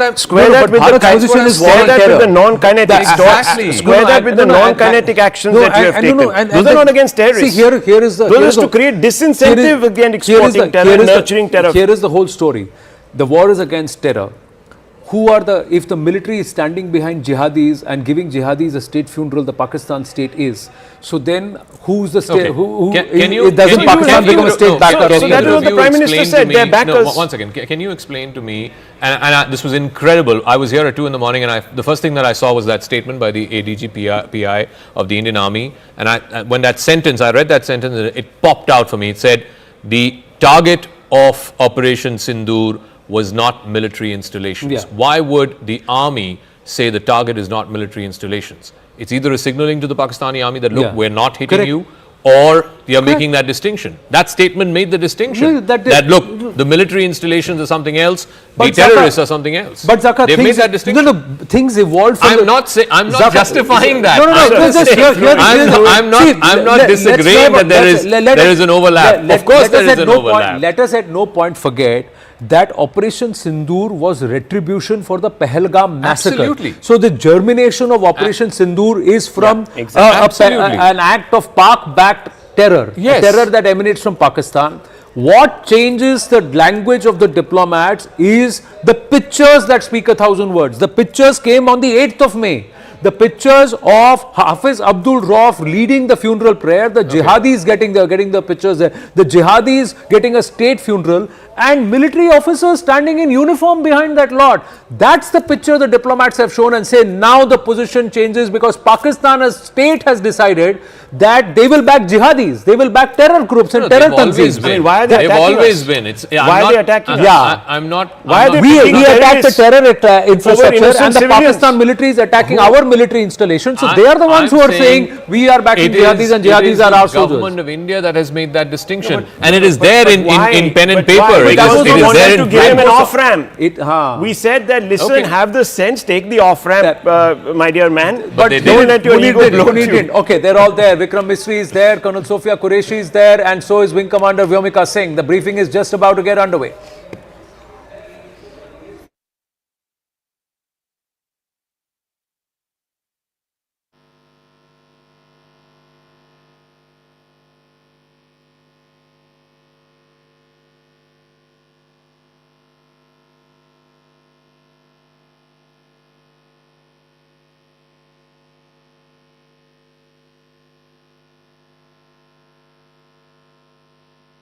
Do switch off your mobile phones before I begin. Good evening, ladies and gentlemen. I welcome you to this press briefing by Foreign Secretary Shri Vikram Misri on the ongoing developments around Operation Sindoor. We are also joined by Colonel Sophia Qureshi and Wing Commander Vyomika Singh. With that, I hand over the floor to Foreign Secretary. Sir, over to you. Thank you, Randeep. नमस्कार, good afternoon, आप सबका स्वागत है। और मैं सबसे पहले अनुरोध करूंगा कर्नल सोफिया कुरैशी से कि वो आपको आज तड़के सवेरे से हुई घटनाओं से अवगत कराएं। Colonel Qureshi. Thank you sir. नमस्कार। 8 से 9 मई 2025 की मध्य रात्रि को पाकिस्तानी सेना ने सैन्य बुनियादी ढांचे को निशाना बनाने के इरादे से पूरी पश्चिमी सेना पर भारतीय वायु क्षेत्र का कई बार उल्लंघन किया। यही नहीं बल्कि पाकिस्तानी सेना ने नियंत्रण रेखा पर भारी कैलिबर वाले हथियारों से गोलीबारी भी की। अंतर्राष्ट्रीय सीमा और नियंत्रण रेखा पर लेह से लेकर सरक्रीक तक 36 स्थानों पर 300 से 400 लगभग ड्रोनों का इस्तेमाल घुसपैठ का प्रयास करने के लिए किया गया। भारतीय सशस्त्र बलों ने काइनेटिक व नॉन काइनेटिक साधनों का उपयोग करके इनमें से कई ड्रोन्स को मार गिराया। इतने बड़े पैमाने पर हवाई घुसपैठों का संभावित उद्देश्य वायु रक्षा प्रणालियों का परीक्षण करना और खुफिया जानकारी इकट्ठा करना था। ड्रोन के मलबे की फोरेंसिक जांच की जा रही है। प्रारंभिक रिपोर्ट्स से पता चलता है कि वे तुर्की के असीस गार्ड सोंगर ड्रोन्स हैं। इसके उपरांत रात में पाकिस्तान के एक सशस्त्र यूएवी ने भटिंडा सैन्य स्टेशन को निशाना बनाने की कोशिश भी की, जिसे पकड़ा गया और उसे निष्क्रिय कर दिया गया। पाकिस्तानी हमले के जवाब में पाकिस्तान में 4 हवाई रक्षा स्थलों पर सशस्त्र ड्रोन्स लॉन्च किए गए। इनमें से एक ड्रोन एडी रडार को नष्ट करने में सक्षम रहा। पाकिस्तान ने जम्मू कश्मीर के तंगधार, उरी, पुंछ, मेंढर, राजौरी, अखनूर और उधमपुर में भारी कैलिबर आर्टिलरी गन और सशस्त्र ड्रोन्स का उपयोग करके नियंत्रण रेखा के पार गोलीबारी भी की, जिसके परिणाम स्वरूप भारतीय सेना के कुछ जवान हताहत हुए और घायल हुए। भारतीय जवाबी कार्रवाई में पाकिस्तानी सेना को भी बड़ा नुकसान पहुंचाया गया। इसके अलावा पाकिस्तान का गैर जिम्मेदाराना व्यवहार फिर से सामने आया। 7 मई 2025 को रात 8:30 बजे एक असफल अकारण ड्रोन और मिसाइल हमला करने के बावजूद पाकिस्तान ने अपना नागरिक हवाई क्षेत्र बंद नहीं किया। पाकिस्तान अपने नागरिक विमानों को ढाल के रूप में इस्तेमाल कर रहा है, जबकि उसे अच्छी तरह से पता है कि भारत पर उसके हमले से हवाई रक्षा की तीव्र प्रतिक्रिया होगी। यह भारत और पाकिस्तान के बीच अंतर्राष्ट्रीय सीमा के पास उड़ान भरने वाले अंतर्राष्ट्रीय उड़ानों सहित नागरिक विमानों के लिए सुरक्षित नहीं है। यहाँ स्क्रीन शॉट में पंजाब सेक्टर में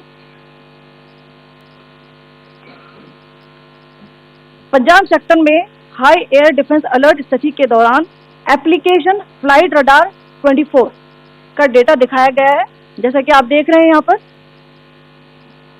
भारतीय पक्ष का हवाई क्षेत्र घोषित बंद के कारण नागरिक हवाई यातायात से पूरी तरह से रहित है। कराची और लाहौर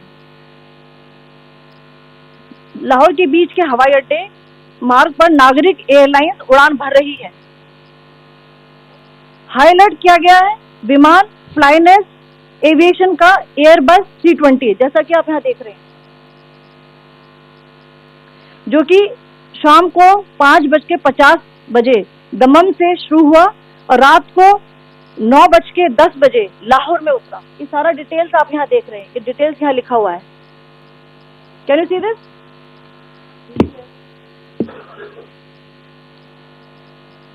भारतीय वायुसेना ने अपनी प्रतिक्रिया में काफी संयम दिखाया और इस प्रकार अंतर्राष्ट्रीय नागरिक विमान सेवा की सुरक्षा सुनिश्चित की। धन्यवाद। जय Hind.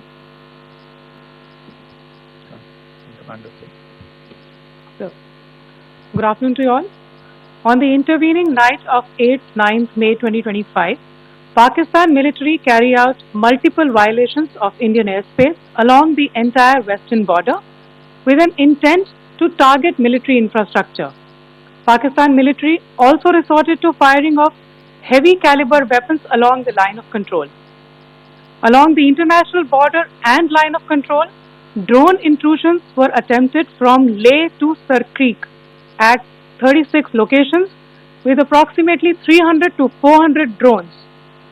Indian Armed Forces brought down a number of these drones using kinetic and non-kinetic means. The possible purpose of these large-scale aerial intrusions were to test the AD systems and gather intelligence. Forensic examination of the drone debris is being undertaken. Preliminary reports suggest them to be of Aziz Guard Songa drone of Turkey. Later in the night, an armed UAV of Pakistan attempted to target Bhatinda military station, which was detected and neutralized. In response to the Pakistani attack, armed drones were launched at 4 air defense sites in Pakistan. One of the drones was able to destroy an AD radar. Pakistan also carried out artillery shelling across the line of control using heavy caliber artillery guns and armed drones at Tangdhar, Uri, Poonch, Mendhar, Rajouri, Akhnur and Udhampur in Jammu and Kashmir area, which resulted in some losses and injuries to Indian Army personnel. Pakistan Army also suffered major losses in Indian retaliatory fire. Additionally, Pakistan's irresponsible behavior again came to fore. Pakistan did not close its civil airspace despite it launching a failed unprovoked drone and missile attack on 7th May at 8:30 hours in the evening. Pakistan is using civil airliners as a shield, knowing fully well that its attack on India would elicit a swift air defense response. This is not safe for the unsuspecting civil airliners, including the international flights which were flying near IB between India and Pakistan. The screenshot we just showed and we shall share with you, it shows the data of the application Flight Radar 24 during a high air defense alert situation in the Punjab sector. As you have seen, the airspace on the Indian side is absolutely devoid of civil air traffic due to our declared closure. However, there are civil airlines flying the air route between Karachi and Lahore. Amongst the other civil aircraft that you can see, we have highlighted an aircraft which is Airbus 320 of Flynas Aviation, which was originated from Dammam at 1750 hours and landed later at Lahore at 2110 hours in the night. Indian Air Force demonstrated considerable restraint in its response, thus ensuring safety of international civil carriers.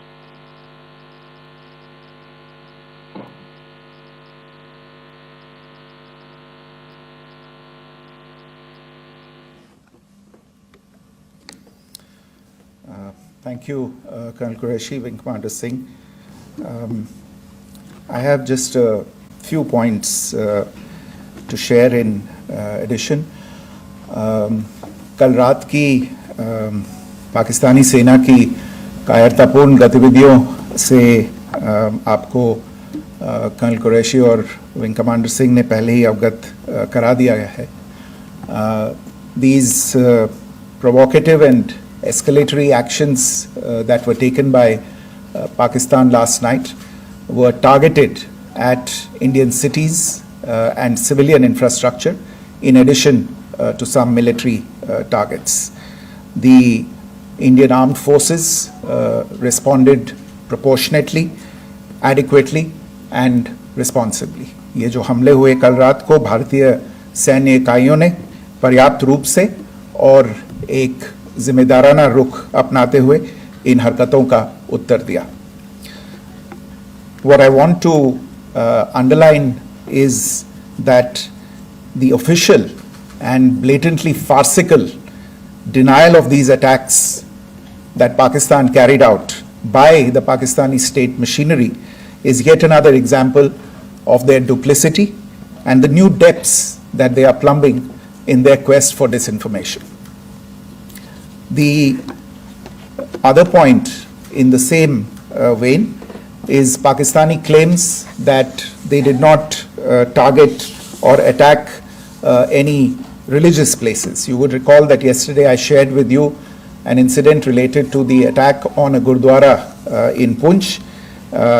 Instead of owning up to these attacks, Pakistan made the preposterous and outrageous claim that it was the Indian Armed Forces and the Indian Air Force that was targeting cities like Amritsar and trying to put the blame on Pakistan.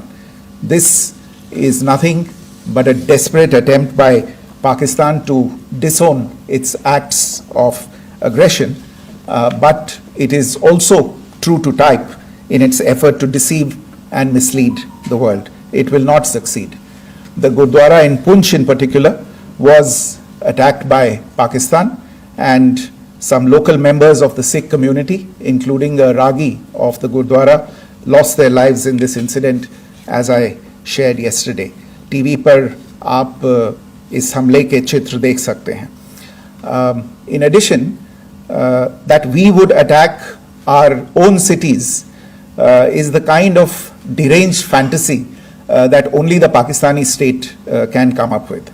Perhaps they do it because they are well versed in such action, as their history would show. The last point I wanted to make this evening is again this disinformation that is coming from Pakistan about India targeting the Nankana Sahib Gurdwara through a drone attack. This is again yet another blatant lie and part of Pakistan's disinformation campaign. As we saw in the Pahalgam attack, Pakistan is again trying desperately to impart a communal hue to the situation with an intention to create discord. Again, we are not surprised. India's steadfast unity in itself is a challenge to Pakistan. Let me stop there. I have time only for a few questions and be happy to try and answer them. First, I call Siddharth. Siddharth, please. Hi, sir. I'm Siddharth from Beyond. So this is Siddharth, behind, please. The other Siddharth. Yes. Hi, sir. I'm Siddharth from CNN News 18. Sir, I only want to know from you the status of Kartarpur corridor. Is it open or not? You can. I think you're all aware of the situation along the entire India-Pakistan border and the areas around the line of control. In view of the existing security scenario, the services of the Kartarpur Sahib corridor have been suspended till further directions. We'll update you as and when there is a change in the situation. We have a question here. Rishabh. So, good evening, Rishabh from Times Now. So, you spoke about religious places being hit in Jammu. There's another religious place which is Caroline Nun church that has been hit. What do you have to say about it? If you can explain it. Yeah, actually, we do have some information about this extremely regrettable and condemnable incident. During heavy shelling across the line of control in the early morning of 7th May, a shell fired from Pakistan landed just behind the Christ School run by the Carmelites of Mary Immaculate congregation in Puj. Tragically, the shell fired from Pakistan hit the home of 2 students of the Christ School.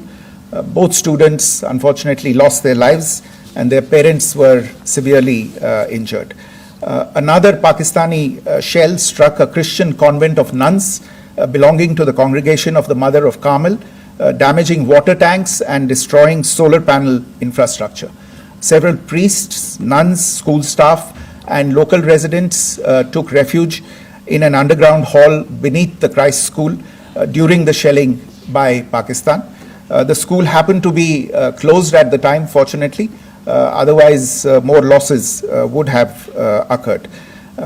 Again, we have seen the Pakistani side targeting and shelling places of worship with a particular design. This includes gurdwaras, these convents and temples.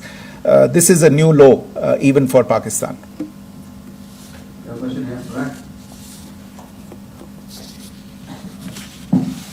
Sir Pranay Upadhyay Amar Ujala से। Sir कल आपने इसी podium से पाकिस्तान के IMF bailout को लेकर और Indus water treaty को लेकर जो टिप्पणी की थी उसकी पाकिस्तान में काफी तीखी प्रतिक्रिया भी आई और उसके बाद हमने देखा कि पाकिस्तान की तरफ से किस तरीके से लेह से लेकर भुज तक पूरी बॉर्डर के ऊपर जो इन्वेजन था वो किया गया।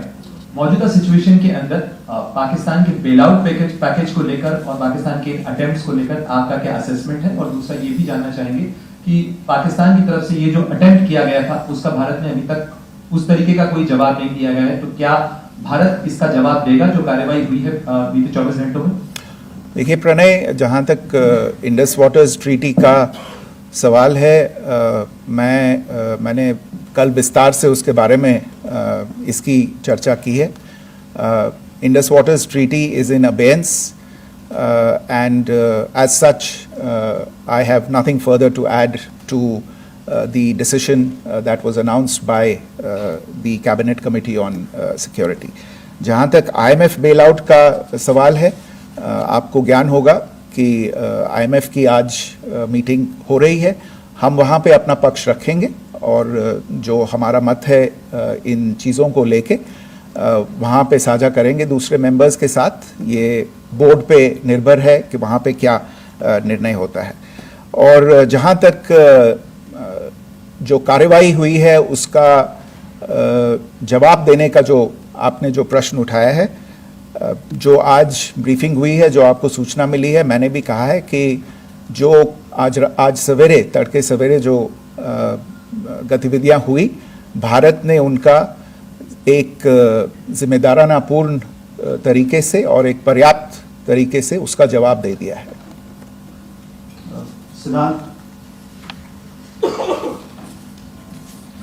Hi sir, Siddhant from Beyond. Sir, the External Affairs Minister has spoken to many of his counterparts around the world.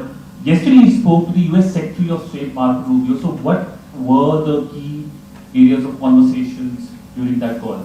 Yes, the minister had a conversation with the US Secretary of State. As you can imagine, the focus of discussions was the terrorist attack in Pahalgam and the response that India mounted after that on the 7th of May. The Secretary of State shared his thoughts on these developments with the minister. The minister deeply appreciated the US's commitment to work with India in the fight against terrorism, and he also underlined the targeted measures that India had taken in connection with Sindoor. The minister also underlined that India would firmly counter any attempts at escalation from there. But in follow-up to that, as you are aware, there have been a number of other conversations. The minister had a conversation with the UK Foreign Secretary, David Lammy, today. There too, the discussion centered around countering terrorism, for which there must be zero tolerance. And I understand just a short while ago, the External Affairs Minister has also spoken to the Foreign Minister of Norway, Espen Barth Eide, which was also focused on recent developments stemming from the terrorist act in Pahalgam. One last question, Sudhir. Sir, Foreign Secretary, thank you for doing this. Shri from Bloomberg. Foreign Secretary, India had struck Bahawalpur the other day, which is also connected with the murder of one of us, journalist Daniel Pearl. If you could give us an understanding of what exactly are the reports that you're getting. You're right. Bahawalpur is the headquarters of the Jaish-e-Mohammed terrorist group that is proscribed by the United Nations. Its leader, Maulana Masood Azhar, is a proscribed individual.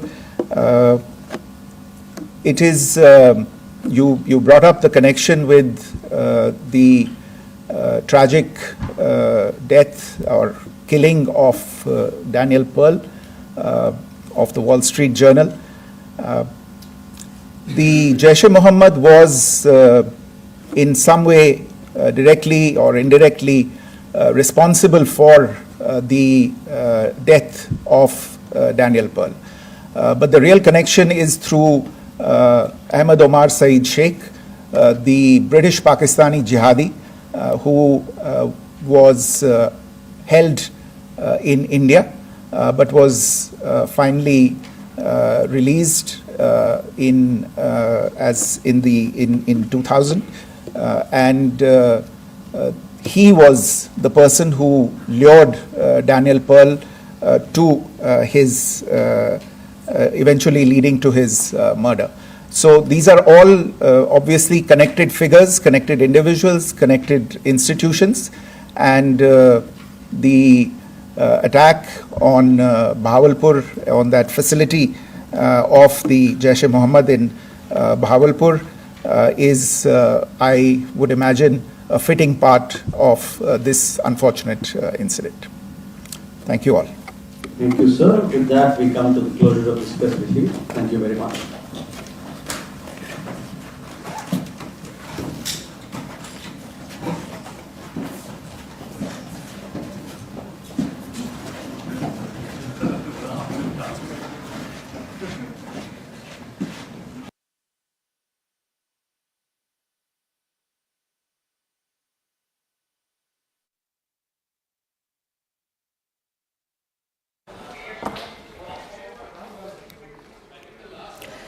So that was the MEA and the MOD press conference, once again not just detailing the action that was done by Pakistan last night and also the retaliation from the Indian side, but also of course talking about the farcical denial by Pakistan as far as that action is concerned. As many as 500 drones and missiles were fired into India military bases and others were attacked. My colleague Siddhant Mishra was at that press conference. Siddhant, India calling out the farcical denial by Pakistan as far as that attack is concerned last night, calling it their duplicity and also the attempts to foment communal strife in India. Well, yes, that's absolutely right. In fact, that is exactly what Foreign Secretary said a short while back at a media briefing in New Delhi. And in fact, he said that what they are doing is that they are putting blame on India. Perhaps they're blaming India for attacking Indian cities. Perhaps they're saying that all is being done by India. But the fact is that there was an air intrusion yesterday, and in fact, Indian air defense systems very effectively brought down all the drones and missiles which were fired by the Pakistani side. And in fact, this was the third briefing that government of India did today in the national capital, perhaps giving out more details about Operation Sindoor. And in fact, there are indeed some tactical perhaps details which government does not want to talk about at this point in time, because the operation is still on. So Siddhant, if I have it correctly, the question about how India responded to Pakistan's escalation was asked. What was the response exactly on that question? Well, as far as India's response is concerned, then, Foreign Secretary also highlighted that how there has been a shelling on the religious places in the border areas. In fact, a Christian school was targeted. There is also other religious, sites which have been targeted. In fact, the intention of Pakistan is to hit a communal chord. In fact, Foreign Secretary also called Pakistan's action provocative and escalatory in nature. And in fact, the official denial of Pakistan shows their duplicity. This is what Foreign Secretary said. Just Siddhant, to stay with me, I've also got Akash Sharma joining us. Akash, of course, not much details as to India's retaliation that have come to light. If India has indeed attacked certain cities in Pakistan, of course we know that certain defense systems in Pakistan were targeted in a retaliatory manner, non-escalatory manner, but not much else details that have been given by the MOD or the MEA as of now. So it is possibly because they are still anticipating some sort of attack once again, maybe, because last night whatever we saw was maximum of these drones did not have any explosive. So possibly they are assuming that it was to check the capabilities, and once again we can have something coming from Pakistan, and that's the possibly the reason why they haven't revealed any sort of detail on our retaliation. But yes, we have confirmation from several sources that how India retaliated, and in fact several targets were there. I would leave it that, because we will of course wait for the official confirmation. But 2-3 things, Shivani, that I want to highlight here. First one, that these drones were Turkey-made drones. Second one, that Indian Army Jawans have got injured. And third one, that they were taking, in fact, they were using their civil airlines as shield. Yes. This is somewhere exposing Pakistan. They talk about professionalism, Shivani, and this is something that is exposing them. Flight radar data is somewhere showing that how at that point in time several flights were operated, and in fact were being operated from Lahore and from different other cities where they have the crucial in fact air defense radars and structures. And at this point in time what we have been told is that army jawans are also injured, which is for the first time that has come to light, because till now we were under an impression that it was nowhere they have hit our targets. But yes, their artillery came in fact to our territory. Not only it has hit our armed forces, I mean the personnel, but civilians have also got injured, and possibly this is the artillery fire that Colonel Sophia Qureshi was talking about, that our army jawans are injured. We have been discussing about air defense, and we are talking about the air defense of Indian Army and Indian Air Force. And on that note, I will try to show you the visuals. Shivani, I am at Jammu airport, and this is the place from where this all got initiated yesterday. At around 8 p.m, this is the place. Rajesh ji will show you. This is the airport.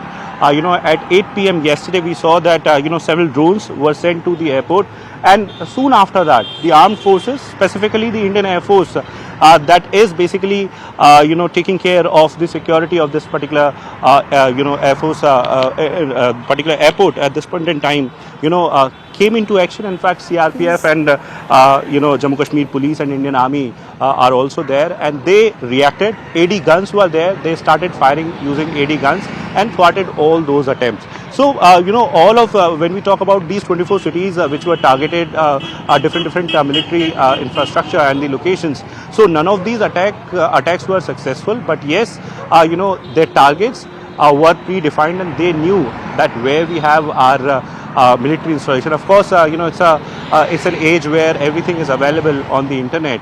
But then too, at this point in time, agencies are anticipating that they will come back because of the fact that, maximum drones were without explosives, and possibly they were trying to check our capabilities. Indian Armed Forces are ready, and their operational operational readiness is at all-time high. Shivani. Yes, absolutely. Not just that, not just the Indian Army or the operational readiness at the LOC or the IB, even inside the country, as far as internal preparedness is concerned, that is also at an all-time high, possibly for the first time since 1971. We will get you those details also in just a bit, but Sushant Sareen, Senior Fellow, ORF, is also joining me. Sushant, you know, laughable, farcical, duplicity and all of those words used by the Foreign Secretary Vikram Misri to describe Pakistan's attempt at denying that they attempted anything. Yeah, Shivani, they're quite shameless about it, and they've done it throughout their existence. This is a standard operating procedure on the Pakistani side. This is how they operate. So there's nothing new in that, I think. You know, it was quite visible what they were trying to do last night. And for them to, at that point of time, deny that we are not doing anything across the border was laughable. And the night before also, they had tried it all along the length and breadth of the border, and still they denied it the next day that we haven't done anything. One thing which is not clear, Shivani, I wish your correspondent, if he's still online, can address that. From what I heard in the press conference, it isn't quite clear whether the casualties of the soldiers was in the shelling or it was in the drone attacks that have taken place. From what? Number one. Yes, go ahead. I'll try and get Akash back, but go ahead. Yeah, and Akash says that people were injured, soldiers were injured. But from what the word I heard was hatahat, which means killed. So I wanted there's some clarification. Okay, so wait a second. Let me just bring Akash. He's with me. Akash, can you clarify on that front? I believe you had talked about injuries as far as the Indian Army and the BSF is concerned. Do we know more? Are there any fatalities? So I was talking about injuries only, and these injuries are because of the artillery fire that we have at the LOC and in fact, at the international border yesterday. Because as far as these drone attacks are concerned, so we have been given to understand that none of these was successful. Yes, Colonel Sophia was mentioning about Bhatinda military station, but even in the press conference was not made very clear whether we had any sort of injury there at Bhatinda military station, Shivani. Okay, thanks a lot for that, Akash. Sushant, so you got your clarification there. No casualties on the Indian Army or BSF front, but yes, there are injuries at least across the LOC. We've seen the kind of heavy artillery that Pakistan has been using, not just yesterday, but for a couple of days now, in response to Operation Sindoor. Major Malik Jolly, defense expert, is also joining us. Major, how do you look at the fact that India is not revealing too much officially about what our response was? So it is a very strong move. That is, I mean, given the overall strategy of how you conduct a war, that is how you do it. The thing is, Pakistan has a little habit of, chest thumping. They get a little gorilla-ish once these things start. And they start to announce everything. We have done, even if 10% of that is true, but they go ahead and start declaring everywhere, start making false claims. That is their, that is the backbone of their propaganda to keep everybody confident. Whereas they also know on ground they are suffering badly. India, on the other hand, acts a little mature in that manner that there is no point revealing armed forces when they get into conflict. Secrecies and surprise, those are one of the biggest assets that we have. If we start disclosing and start getting into that chest thumping, unnecessary jingoistic manner, we'll get into a very immature stance. So it is good that these press conferences are very mature, they are very professional. They are there to give sense to the citizens of the nation that this is the overall of what has happened. Rest everything is under control. What you should know is we have situation under control. Majority of drones were shot down. There have been hardly any injuries as Pakistan had expected. And I think that is how it should be done. We need not get into the mechanics and the semantics of basics at who is firing where, what is doing that. That is how a mature, authoritative armed force acts actually. Right. So, job well done actually. MJ Vinod is also joining us, Group Captain MJ Vinod. How do you look at the fact that India came out with not a lot of details otherwise from what was already in public domain, but they did make one detail very clear, that a lot of these drones that Pakistan used were Turkish made. significant, you think? And absolutely. In fact, yesterday, I think in the morning with the other three panelists of yours, that is Rahul, Anand, and Zaka, we on your very channel showed cargo aeroplane coming from Turkey to Yes. Karachi and the other areas, where I had raised this concern. I'm sure a lot of imported drones were flown in directly from Turkey. Be that as it may, I am slightly trying to read in between the lines of what being shown on the screen, which is about this Flynas aeroplane coming from Dammam to Lahore. Why they have specifically shown this or any other civilian movement during the hotspot condition could be that this Flynas came very close to being taken out, is my understanding. And it is imperative that, companies like Flynas or any other foreign operators flying into this hot zone when air war is going on. At that time, you can become collateral damage. Is the information that is being put out to the world? So I think the air carriers will take a note of it and not fly into a hot war condition where you could be, or highly possible, you may be misidentified, not only by us, maybe by Pakistan themselves, and they'll shoot them down and blame it on us. But Shivani, about this briefing, Manik and I are good friends, but I have a slight bit of disagreement in this. I'm not saying don't chest thump, but I am saying that you reveal more than what you did to the world as well, and to the public of India, because they want to listen to things that we have done and done successfully. For example, we completely decimated the air defense of Lahore, completely decimated the air defense of Sialkot. That should have been brought out loud and clear. Today, with no air defense cover, and with on Sialkot or Lahore, and our forces absolutely ready. Boots on ground is something that is a very high possibility. We are restraining from doing it. I don't know why. I think, I've been saying this for a while. Outskirts of Lahore is where we should be to get Munir on the table. Okay. Be that as it may, we should say that we have that option available on the table to put some fear of God into this man called Munir and his country called Pakistan. No, I get your point. I'm going to come back to all of you in just a bit. We're also awaiting one of our other guests to join us. What is it that India is doing, can do? Why is it that it's not revealing much of its strategy? All of that will be debated in just a bit.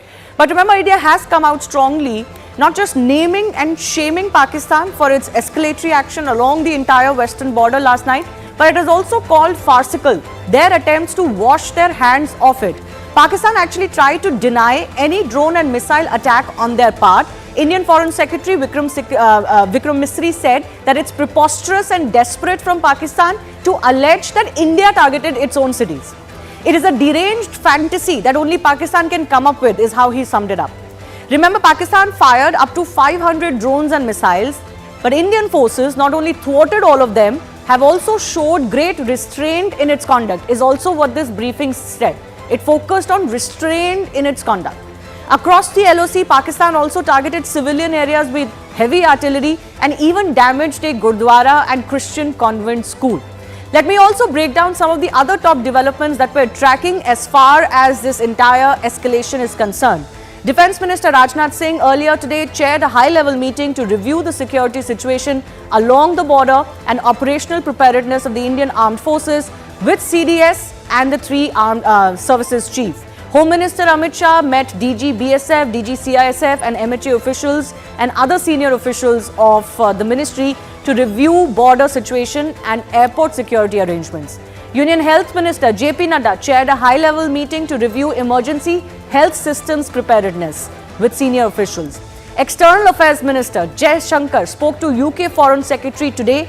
The discussion centered around countering terrorism, and he told his counterpart that there must be zero tolerance. Pakistan continues to breach ceasefire. 2 more civilians have been killed in this firing. Jammu and Kashmir LG Manoj Sinha visited Uri, in fact, earlier and met the injured. On another note, BCCI has suspended the IPL for 1 week with immediate effect. They say nothing above the country right now. Pakistan launched as many as 400 drones to target 36 locations. Pakistan used Turkish drones to attack and used civil airlines as shield, as mentioned just now.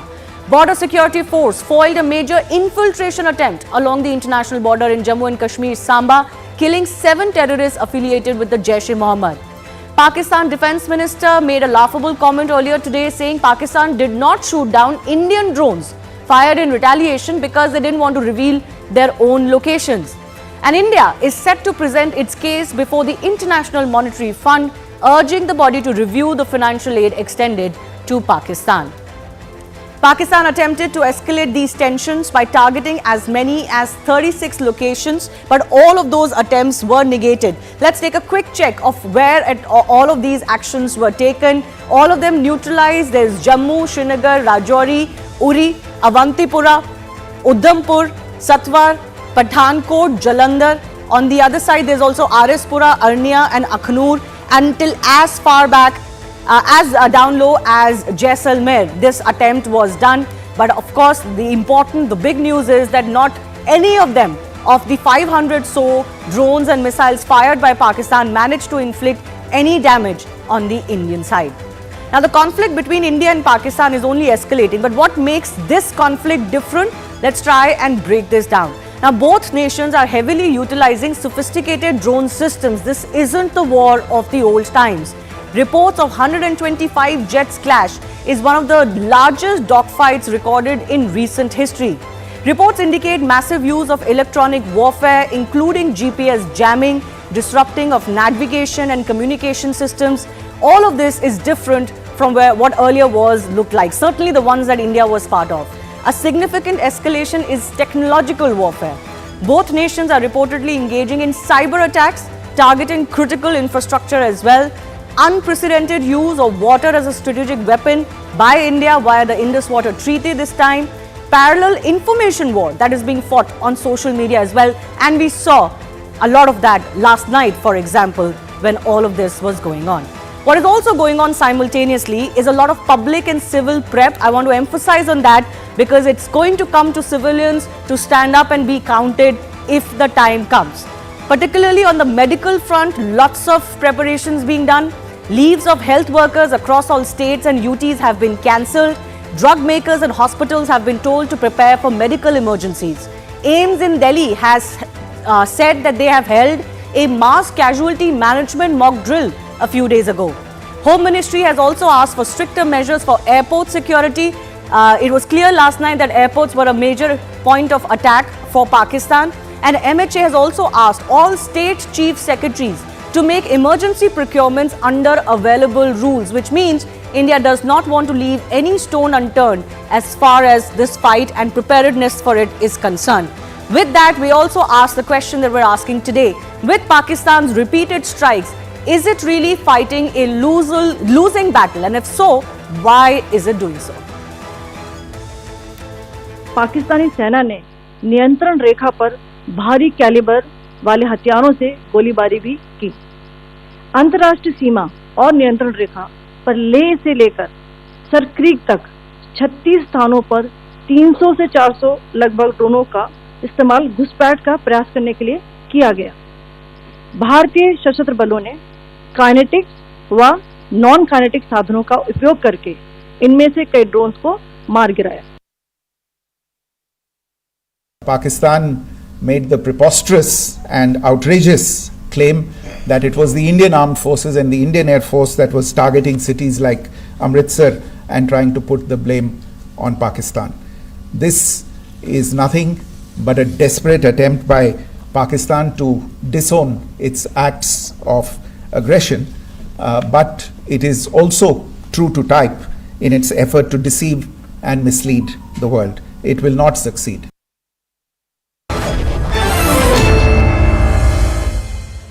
Pakistan will not succeed. That's the message really written loud and clear for it. The writing's on the wall, but somehow Pakistan is not getting that message. Lieutenant General Rakesh Sharma, former Adjutant General and former GOC 14 Corps of the Indian Army, is also joining us. The rest of our guests also continue to be with us.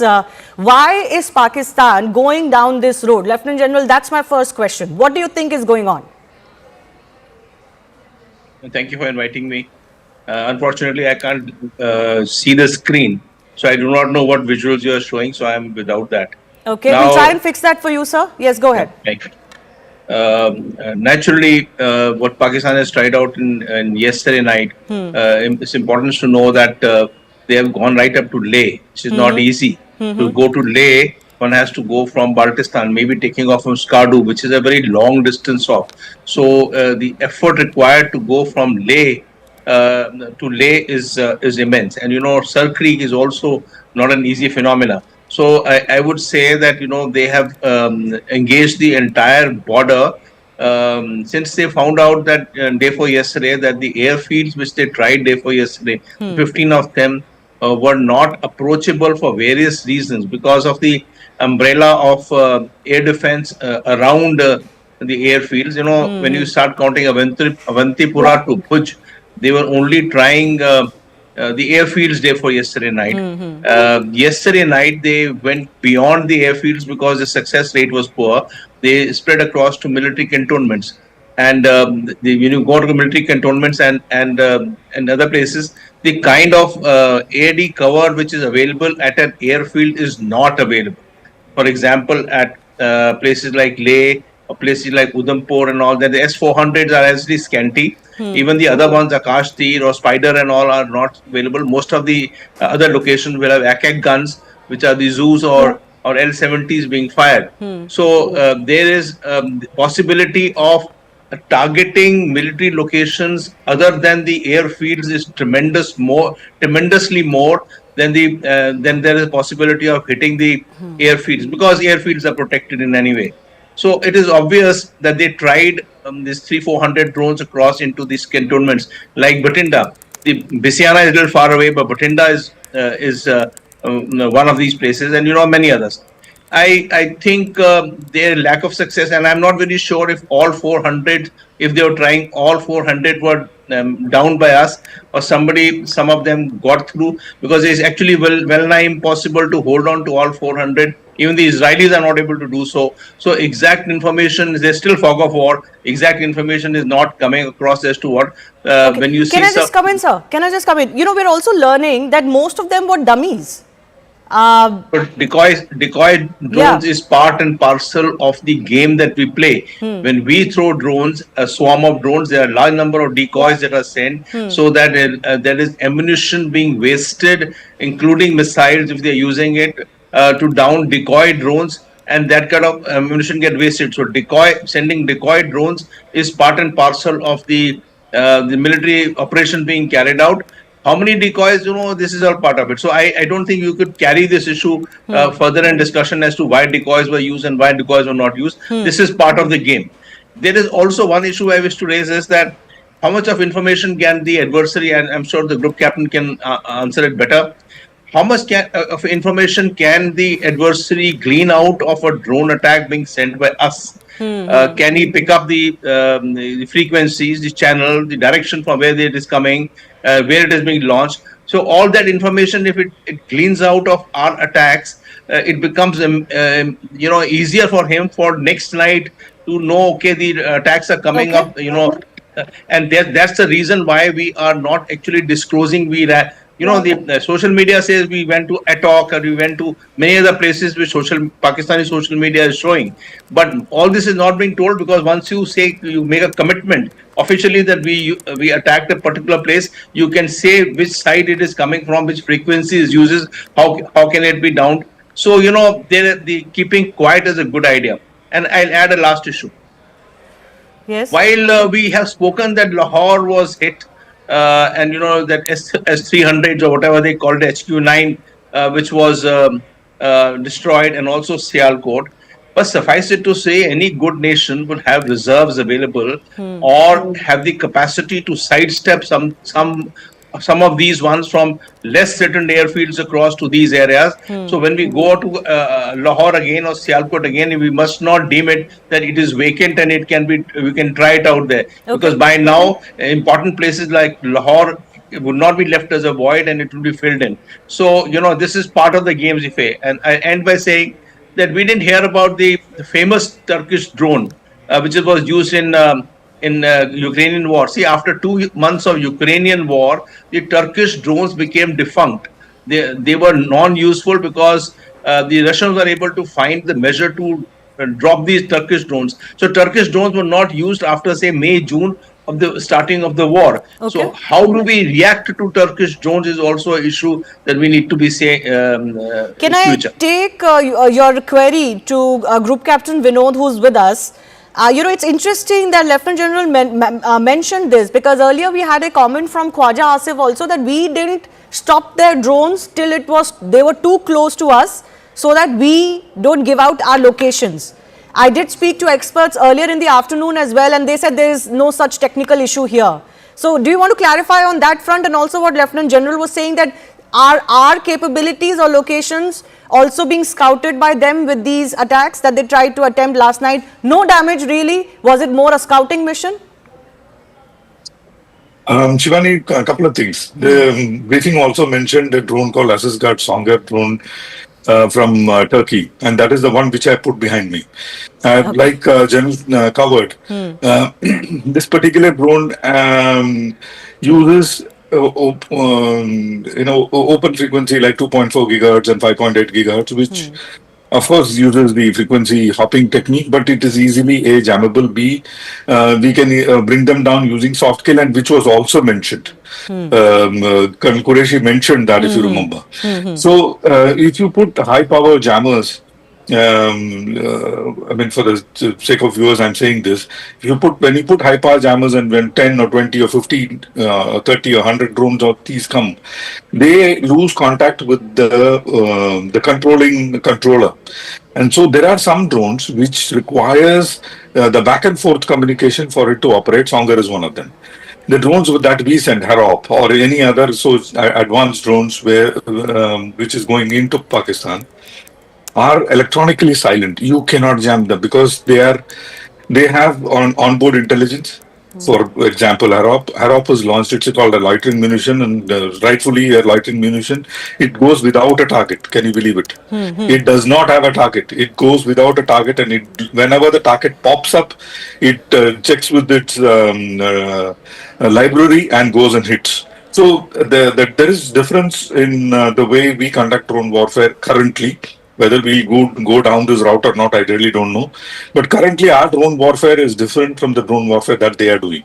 We also intercepted some Mavic, DJI Mavic off-the-shelf drones also being launched by them using some makeshift hook in which they put some Pow Giloka bomb. So these are things I thought in this press briefing we could have exposed, because we have captured them, and it is officially being shown on the social media and otherwise. So I'm not saying just thumping, but I'm saying feel good factor would have been good. Group Captain Vinod, just to simplify this for the layperson, I think what Lieutenant General said is a key question to ask. What did Pakistan achieve by throwing so many drones at us when not one of them has even exploded? Some of them have fell and not exploded. There's also visuals of a Chinese missile which didn't explode and has been found in full one piece. Again, his question was, did we give away anything in retaliation to these drones? The counter question is, do we do what Khwaja Asif said, that we don't retaliate at all? That is a counter question. We have to, because we don't know what they are carrying. So retaliation out of the question. We had to retaliate. But the best part is what did not come out in the press briefing very loud and clear, but it did, is that the non-kinetic means had much larger effect in bringing them down than the kinetic means, because kinetic means are very, very limited. The zoo guns that General talked about and other guns that the General talked about are very limited and does not have the capability to bring down so many together. So the non-kinetic means effort has been good. Did they glean something out of the non-kinetic means? They may have, if through the operators or other people in our soil. Otherwise, there is no way you can make out how the non-kinetic means functioned. Okay. But the data of non-kinetic means, whether it is with them or not, I think by now it will be with them. And in any professional army, they would have something called an ELINT or electronic intelligence by now. They would have the details. Okay. That is a given. You cannot, put your put a boxing gloves and put the gloves in your pocket and fight. When the gloves come out, you will know what the gloves is made of. Over to you, Shivani. Yes, absolutely. All right. I also want to bring in Ashok Malik, a partner of the Asia Group and chair of the India practice, who's also joining us. You know, we're trying to understand exactly where this goes. Why is Pakistan down this road? This is a losing battle for it, but why is it on this path? But first, I want an overview from you. Just who are those countries who can impress upon Pakistan? Some statements have been made in this regard, but who are those countries that can impress upon Pakistan effectively to not go down that path, not escalate with India? Powers that could influence Islamabad and Rawalpindi not to escalate, because it is entirely in their interest to escalate. If they escalate, we will be forced to escalate. Yes. I imagine countries that are friends of India and also have the better interest of Pakistan in mind. Countries such as Saudi Arabia, which is a friend of India and has been an old patron of Pakistan. Countries such as the US, which still counts for a lot in Pakistan. I don't know what the Chinese will be saying. I don't think the Chinese want to get involved directly, to be honest, in a conflict with India. They are quite happy to see Pakistan do a bit, but not beyond a certain point. But more than other countries, I think good sense has to prevail within Pakistan itself. Because in the end, it's Pakistan's organic decision that what steps do you want to take and what will be the outcome of those steps for your own country? That is a question Pakistan has to ask itself. No other country can ask that question on behalf of Pakistan. Right. Sushant, coming to you as well. How far do you think Pakistan is willing to go? It has shown that in the aftermath of in Operation Sindoor, it has attempted twice at least to target directly our military installations. They have not shied away from that. Denial is a separate issue. How far do you think they're willing to go? Shivani, I think the question to be asked is how far is India willing to go? And quite honestly, I think things are de-escalating. We've decided, if I make sense of the press briefing today correctly, then I think it is very clear that we've said, okay, fine, they hit 36 places, 500 drones, and we attacked some 4 places and we hit 1, and that's it. We haven't escalated beyond that. So I think this whole thing is winding down. That's my impression, and I'm afraid I don't agree with people who say that we should keep quiet, we should keep everything under our chest, hide it behind some kind of a cloak and dagger stuff. There is a psychological degradation of the enemy that you have to do. You do not have to give him any kind of a face saver. You have to rub his bloody nose in the dust. And if you're not going to be able to do it, then that fellow, given his DNA, given his mental makeup, given the kind of shamelessness he represents, and the kind of brazenness he exudes, he is going to claim some kind of victory. And you have to deny him that. And my question is, have we done it? We keep talking about, we are a very professional military. We have shown a lot of restraint. Why have we shown restraint? Please tell me. If they are shelling my civilians in Poonch and in other parts of Jammu and Kashmir, what is stopping me from targeting their civilians and flattening them out? I enjoy the advantage of topography. I have my weapon systems in place. I have, in virtually 90% of the LOC, I have the advantage. Why am I not flattening them out? Why am I not making them scream in pain? I don't know. That's a question, a legitimate question to ask. For somebody to say to me, no, but we are Gandhian followers of Gandhi, so we cannot do this. We will only fight in a very chivalrous manner. I'm all for chivalry, but I'm not for chivalry with barbarians. Maybe. I'm just hazarding a guess. I'll allow our other guests to take on that question because, I am one of those people who tweeted yesterday that I don't understand Indian restraint sometimes. And maybe this is one of those situations. But Major Jolly, you want to weigh in on this? What are we waiting for? Yeah, no, see, we are not waiting for. The thing is, there is a lot of data that we don't know. I mean, including you, Mr. Sareen, me, and everybody here, we depend on the government information to come. And maybe we have flattened out some areas. Maybe our artillery response has been tremendous. Maybe there's a reason they are backing off. Maybe we have downed all their drones. But there's also, no, matlab, that is just your opinion. We don't know. Where is the sign they are backing off? Please tell me, where is the sign that they are backing off? Last night, if our briefing is correct, the spokespersons of the armed forces in the Foreign Office have told us that they attacked in 36 places from Leh to Sir Creek. They've attacked in 36 places and over 400 to 500 drones were fired, whatever the kind of drones were. How are they backing off? Did you hear I said maybe? I said we all are speculating, right? We just a thought exercise right now. What I'm trying to say is that if somebody is firing 400 drones, then the word maybe becomes redundant, sir. I know, I agree with you, but there's let's say the basic difference between your and mine thinking would be I come from a hardcore intelligence background. I'm never happy with information sharing. You are an analyst and a intellectual of this subject, so your thinking might differ for me, but that's all right. Another reason I would say we are not doing away with a lot of information is we are still in the operation. Op Sindoor is still going on. Whether we are on defensive, whether we are on offensive, whether we have held our ground, whether we are attacking, it does not matter. We are in middle of it. Any bit of information that is given out, let's say we took down your drone so and so by so, a certain kind of drone is taken down only by a certain kind of technology. A certain response is given by only a certain kind of weapon. A certain aircraft is countered by certain jammers or certain radars and certain aircraft and missiles. Every time we put out something in public, it's an indication of our capability. And fine, let's take it for granted they know a lot. But why should we give out? It's just a way in which wars are fought. You should have an absolute control on information that you give. We are not, and at least till the time our operation is over. We are in the middle of operation. Okay. There is no sense of giving out data at this point.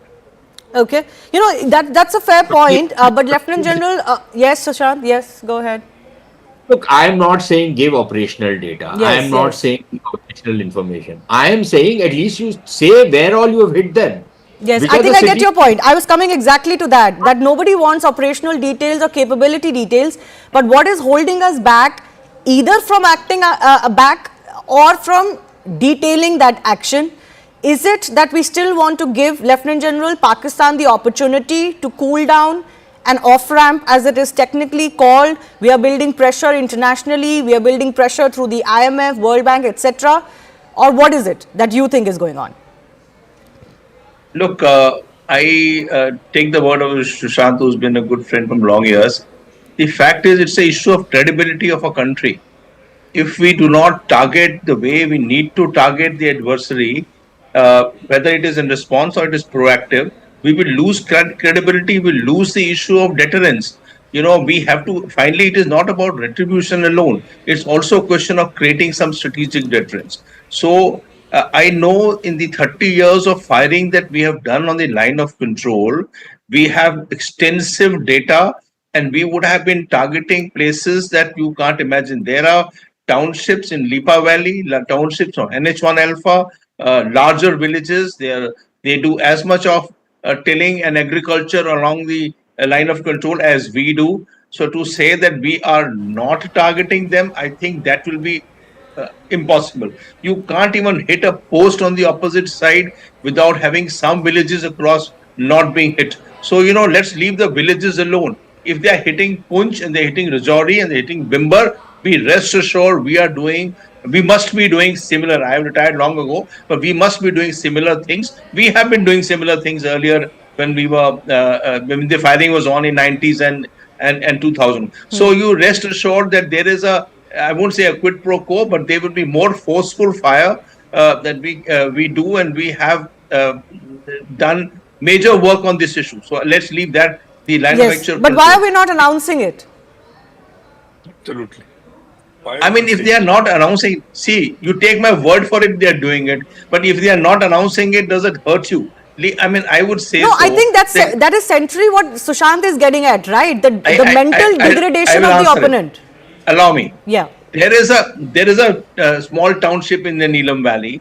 We are hitting that township. There are school buses go from there for people or across T2R. School buses line up in the morning to take children across there. Why should if I'm hitting it, I don't know, but if I'm hitting it, why should I say that I'm hitting school buses? Yeah.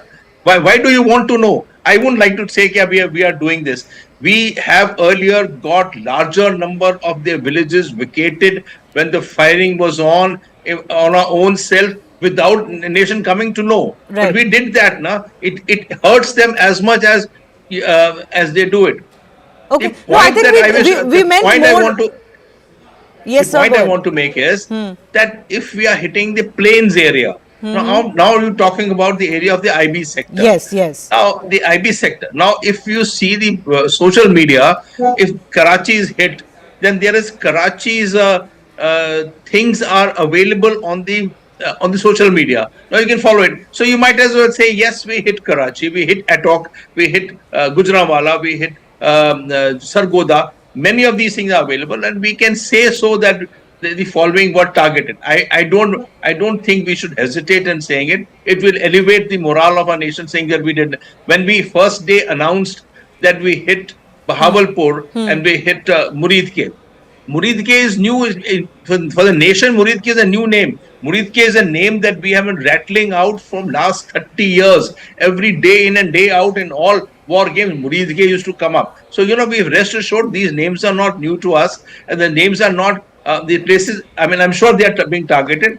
We can say so. We can say Muridke and Bahawalpur. We can also say we hit cantonments of Gujranwala, Sargoda, Shekhupura, Raiwind. I mean, we can name all these ones if we are targeting it. Okay, So, I mean, I understand. Differing views, but I think everybody has the same end goal in mind. We're just breaking on our screens that the PSL, which was going on, which is going on in Pakistan, is expected to be shifted, or Pakistan wants to shift it. Yesterday, one of their stadiums actually got hit. Those visuals we certainly got, but that was the afternoon action. From last night, we don't really have much of what India has managed, but what we're getting to know now is that the UAE Cricket Board will likely not approve Pakistan Cricket Board's request to hold the PSL in UAE, because that was the venue that was being considered. And one source is telling us that security concerns could potentially emanating from the rising tension between India and Pakistan could be the reason why they don't want to do this. And this brings me to the second part of my discussion today. The Indian government has certainly come out and named Turkish drones.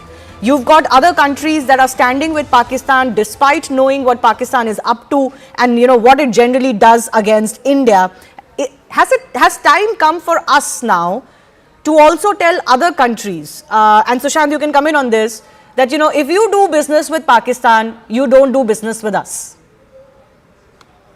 Shivani, I've been of that view for many, many years now. And I believe that, if India has some economic heft, then we must start learning to use how this economic heft has to be deployed to penalize or take punitive action against enemy countries. There was a time, not very long back, I believe under the Modi government, if I'm not mistaken, where there was some flirtation with the idea of imposing sanctions on companies doing business, for example, in POK. And I remember at that point of time, there were a few South Koreans, including a couple of Japanese companies, which were bidding for some contracts in POK, who asked me, how will this play out? Will India actually follow through? And at that point of time, I thought that the government of India will actually operationalize this, but they didn't. But you can be rest assured that many of those companies would never venture into POK or even for that matter Pakistan if India was to have some kind of a coherent policy to close itself to business to these kind of companies. Because after all, what are they going to get from the Pakistani market? Indian market is far more lucrative, far more beneficial for them. And I think this is one particular leverage we can use. There are many others that we can explore, we can deploy. And I think, look, you have an inveterate enemy. You've had it for the last 80 years. Unless we have any kind of rose-tinted lenses from which we view this country, I think we should wake up to the fact that we cannot ever live in peace with these fellows, right? They are genetically, it's not possible. It's just not going to be possible. Okay. Now, you want to delude yourself? By all means. You want to go to Anarkali Bazaar for that 10 rupee damn thing which somebody gives to you free? Be my guest. You want to have a free rickshaw ride because some lowlife in Pakistan is saying, okay, you've come from India, you are my brother, I'll give you a free rickshaw ride, and you want to make a policy on that basis? Be my guest. But that's not going to get you peace with these fellows. Okay. You will only get peace with them if you hold the big danda over them. And that danda we have not forged as yet of the kind we need. Let me take that economic question to Ashok Malik also, because, some experts may say that all of this funding, keeps going to Pakistan. It's too big a country or too dangerous a country to fail because of its nuclear capabilities. We know of some pressure that India is trying to build on the IMF, for example, to reconsider its loan to Pakistan. Do you think it's finally time that the international community should come on the same page on this? See, there are two things here. One, I think Pakistan's utility to the West, to America, for instance, has declined. It has not fallen to absolute zero, but it has declined since the American troops withdrew from Afghanistan in, 2021, 22, 21 and 22, when they withdrew from Afghanistan. And you're seeing that in the American response to Pakistan this time. Yes, Pakistan is a very strategically important geography, connecting South Asia and Central Asia. Yes, it has nuclear weapons, which gives us a certain blackmailing capacity. But there is a limit to how far that can take you. And it's a country that has continuously placed itself in the hands of one superpower or the other, without caring for its own people and its own development. Yes. So, whatever assistance it gets, the question is, how does it use that assistance? Does it use it for its own people, or does it use it for its generals and their lifestyles? That's a question that Pakistan has never been able to answer honestly. And in terms of the economic impact, the economic steps we can take on Pakistan, today the Indian economy is much larger. It has business and trade linkages with many major economies in the region, in the broader Asian region, as well as in the West. It also has. It's also an important investment and business destination for big companies, big banks, and financial institutions. In times to come, I'm sure we can use this to in our own way, impose sanctions against not all of Pakistan, but against certain entities in Pakistan that are clearly linked to perhaps the army, because the army is a big business. It's almost a business house in Pakistan. It controls banks, factories. So we can impose sanctions on our own as India and attempt to get those companies and institutions that do business in India to, in effect, choose. Yeah. So there are steps we can take. There is the FATF that can be approached again. We approached it very effectively after 2008, after the Mumbai attacks. So there are economic steps we can take, and I'm sure the IMF meeting will also see a lot of argument. Yes, absolutely. I've got only a minute left. I'll give 30 seconds each to Manik Jolly. Yes, Lieutenant General, you want to come in, sir? I have limited time, 30 seconds to you. So, Steve, Witkoff's son, Zachary Witkoff, was in Islamabad last week as heading of a corporation on crypto, and he signed an agreement with the Pakistanis, including met the Prime Minister, he met the Chief of the Army, and they signed a major deal. His corporation is also supported by President Trump, and this was signed with a great fanfare. Large number of MOUs. They will develop the entire crypto kind of systemic for Pakistan over a period of time. This is a time when we are actually preparing ourselves for the way we went across this 27th or 28th of April. of April. So the fact of the matter is that there are other deals being happening behind the back. While we may be doing many things, the United States is doing separate deals across with Pakistan.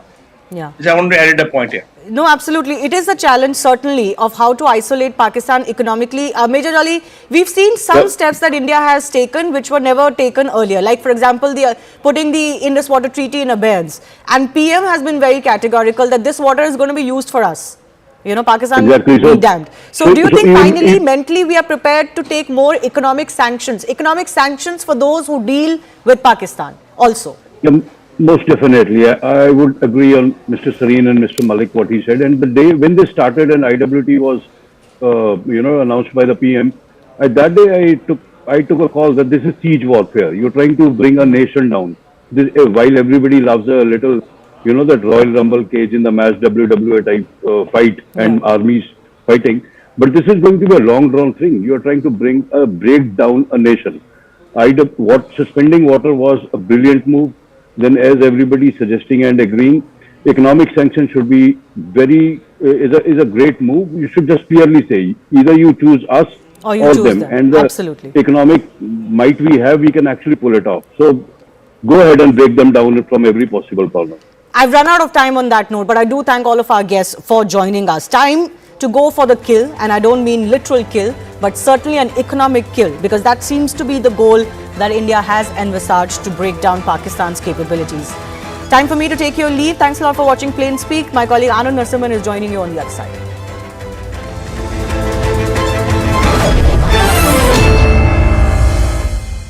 Co-powered by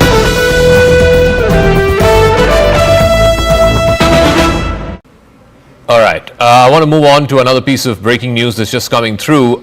We're given to understand that a former Lashkar-e-Taiba operative and an aide of the Lashkar-e-Taiba founder Hafiz Saeed has exposed the outfit. He says that many youths motivated by Hafiz Saeed's speeches and then joined the Lashkar-e-Taiba subsequently traveled to Afghanistan as well as to Kashmir in India. Approximately 500 individuals from across the country traveled to Afghanistan to undergo training at a camp named Maskar Taiba that's located in Kunar province. He says Hafiz Saeed is also responsible for the deaths of thousands of Pakistanis by sending them in a war of ashes to achieve the state's political goals. This is something that Noor Dari, that's the name of the individual. He's a former Lashkar operative. Tejinder has more details on this. Tejinder, read the tea leaves for us. What does this necessarily mean? See, Zaka, this Noor Dari right now is the executive director for ITCT, which is an international think tank that exposes Islamist terrorists. He says that his mother wanted him to become a doctor, but he like thousands of Pakistanis were motivated by the speeches given by the LET founder Hafiz Saeed. He says that he was appointed as the aide of Hafiz Saeed. He used to guard him in the Murtkai camp where he was deputed, and he says that Hafiz Saeed was traveling in a blue Toyota Wigo pickup Datsun. So Hafiz Saeed is responsible, as per Dahari, Hafiz Saeed is responsible for the death of thousands of Pakistani youth whom they motivate through his lectures. They join his terror outfit. They are sent to Afghanistan. They are sent to Kashmir, and they become a cannon fodder for the so-called war which Hafiz Saeed and other terrorists are fighting. He says that there are millions of Pakistanis and who have been motivated by the speech of Hafiz Saeed, and they have joined the terror cult of LET.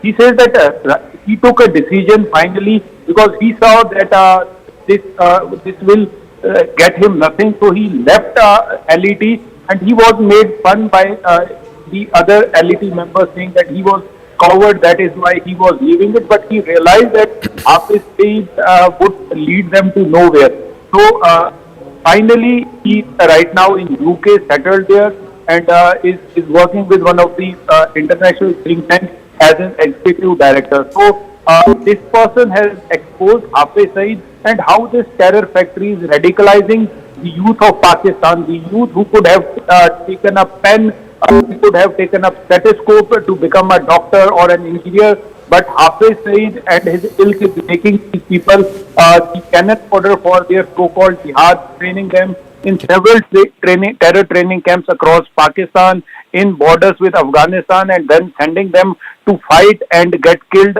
in Kashmir.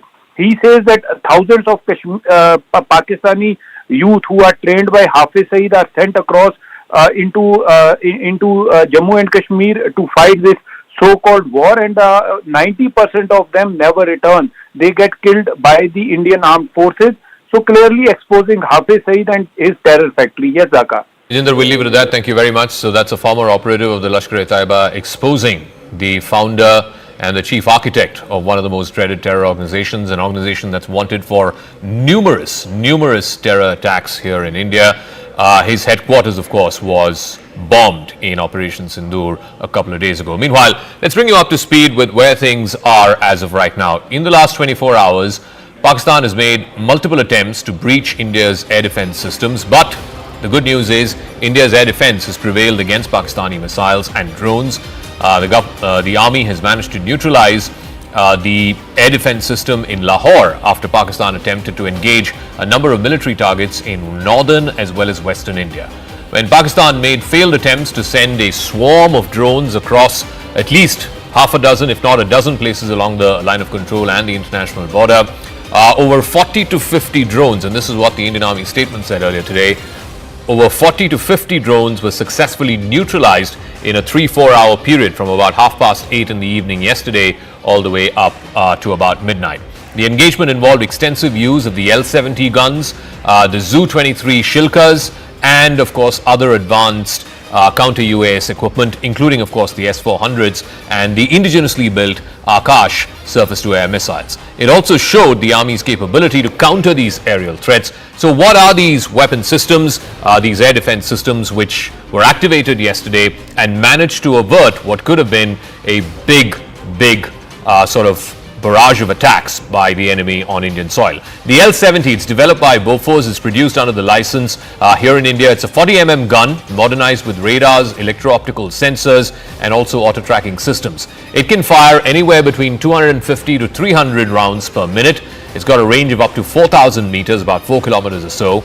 The L-70 excels in anti-drone warfare, saturating the sky with predictive fire, making it effective against a swarm of drones and also trying to evade the tracking of these aerial systems.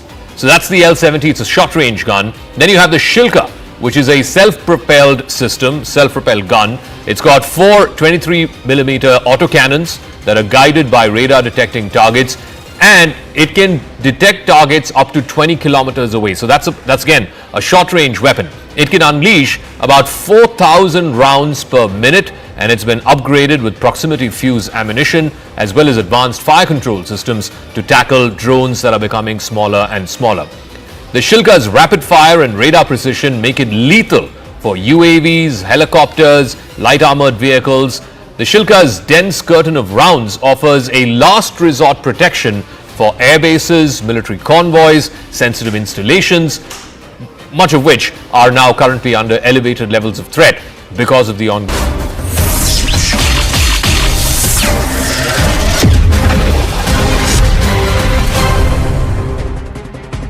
Namaste, Jai Hind, and thank you for staying with us here at CNN News 18 as we are on our continuous rolling coverage. And here on the right stand, we continue to train the focus on Operation Sindoor, the post-Pahalgam massacre retribution exacted by Bharat, and Operation Sindoor continues because Pakistan has decided that Bharat's counter-terror strike will be retaliated or responded to by the Pakistan state and its military by targeting Bharatiya military installations. Now we are into the 9th of May.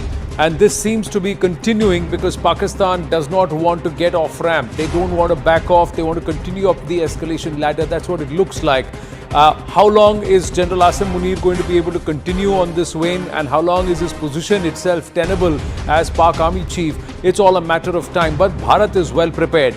Even as we speak, the Tri-Services Chiefs, after a briefing at 7 Lok Kalyan Marg, are just exiting the Prime Minister's residence after meeting PM Modi now in the national capital. Pak Army is resorting to ceasefire violations in Uri. So those are the pictures of the Tri-Services Chief exiting 7 Lok Kalyan Marg after their engagement with the Prime Minister and a total debrief. We are given to understand that the army, the 3 wings of the armed forces, in fact all of them who are involved in defending our borders, have been given a free hand with respect to purchase and also emergency munitions and supplies, etc. They have been given direct leeway for the next 6 months, so they don't have to go through the bureaucratic red tape. That just frees the hands up of the forces. So Bharat is prepared for the long haul if Pakistan wants to push and continue to perhaps drag this entire war on terror. But on the other hand, can the Pakistanis really survive this and can they really last? We'll get to that also. Meanwhile, Bharat's army is retaliating effectively along the LC. There have been losses for us, civilian lives have been targeted, but Bharat, with video evidence that we've put out, is targeting only Pakistan military posts and their bunkers. Even as Pakistan bombed the Gurdwara in Jammu Kashmir's Poonch and attempted to strike Amritsar in Punjab, the Pakistani military lied about Bharat trying to hit Nankana Sahib Gurdwara in the Pak Punjab province. Another blatant lie by Pakistan and bid to spread misinformation has been exposed by none other than Vikram Misri himself during the third briefing just earlier in the evening. The larger question is Bharat's unity a big challenge for Pakistan, or was Pakistan trying to find an off-ramp by blaming Bharat for a communal act?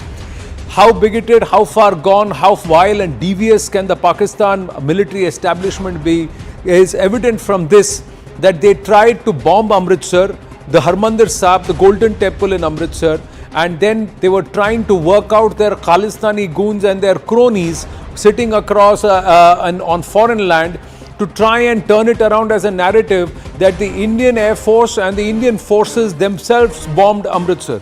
That failed because of our defense system. So then they turned around and said that Bharat is sending drones across towards Nankana Sahib.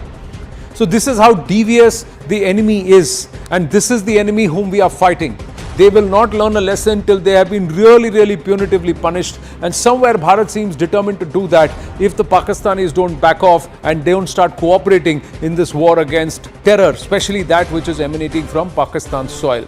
So from Operation Sindoor marking the valor of Bharat to 3 key press briefings represented by Vikram Misri, Lieutenant Colonel Sophia Qureshi and Wing Commander Vyomika Singh, Bharat's unity has been at play, dismantling Pakistan's communal fake factory.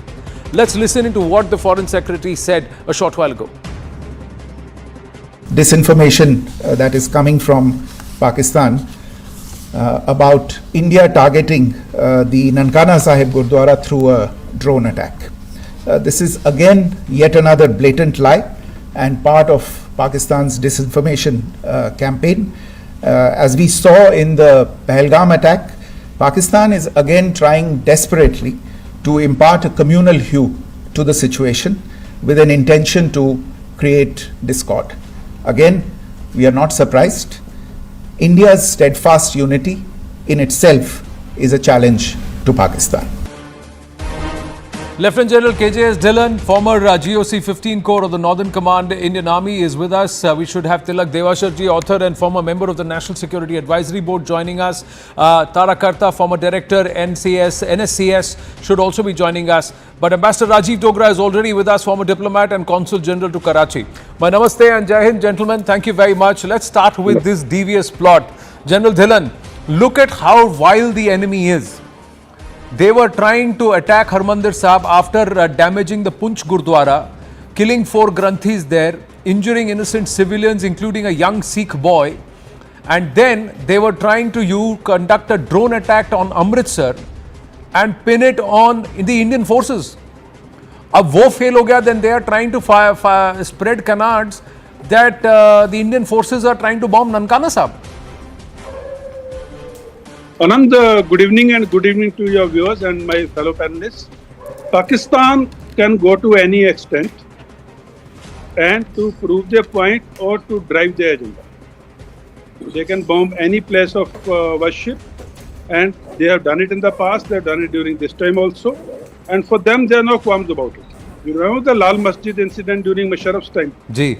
So they have no holds barred policy as far as their agenda is concerned.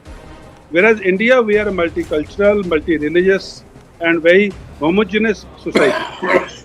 we respect each faith, we respect each other's value system, and we are a different people. Like their chief was telling, Chief of Army Staff, he was telling some other context, but I am saying we are custodians of 5,000 years of civilization, where we have lived together like brothers and sisters, and we will continue to do so. Whereas Pakistan, I can believe anything as low as the bottom of the ocean. Expecting it from Pakistan is okay, because they can actually go down to those levels of lowliness. So I am not surprised at all.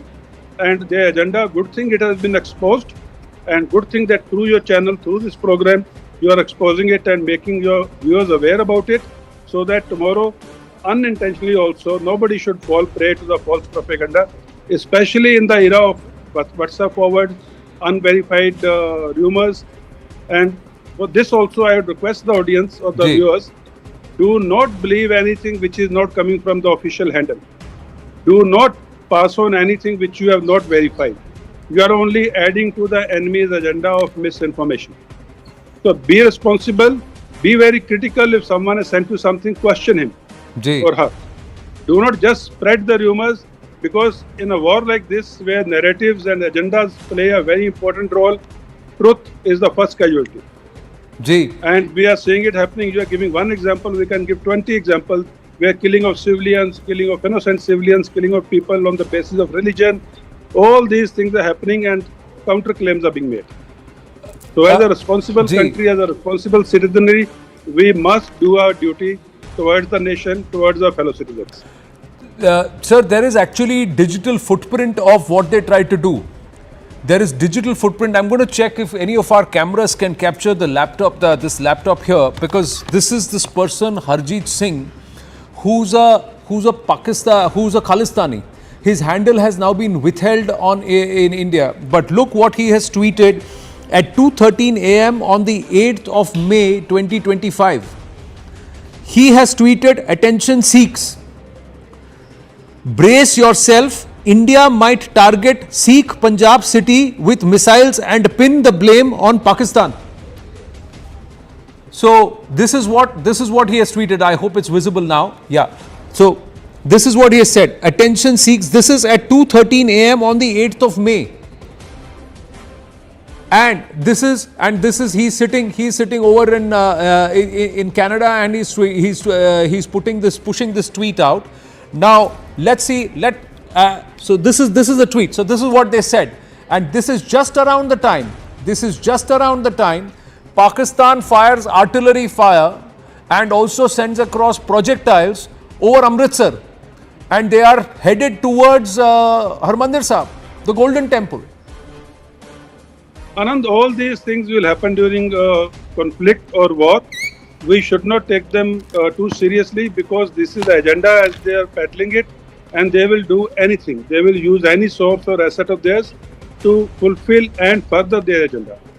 As Indians, we should be together. We should have faith in our government. We should have faith in our leadership. We should have faith in our defense forces. And we should have faith in the ethos and culture of our defense forces, which is above all these things. So I don't take these things seriously, and I request all the citizens also not to give too much bhav to these things, because these things are the start point of any rifts or any fissures which may be created by the enemy. We need to be very clear. We as a nation, we as citizens of this great nation called India, we are together, and we will fail or will negate or will defeat these agendas. Tilak Devashar ji, good evening. Ambassador Rajiv Dogra first, and then Tilak Devashar ji. Your thoughts on this treachery? How do we expose? This is wild. And also in Punch, they have killed Christian. They've bombed a church. They killed innocent Sikhs, Granthis. They bombed a Gurdwara. Christians are dead.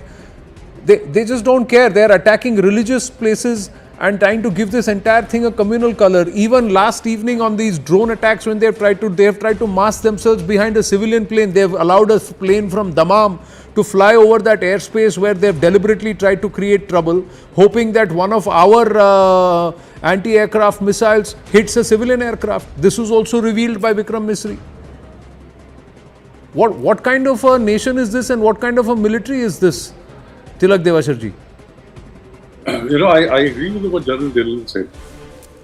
You cannot imagine the depths to which Pakistan has stooped in the past and can stoop in future. They have absolutely no morality.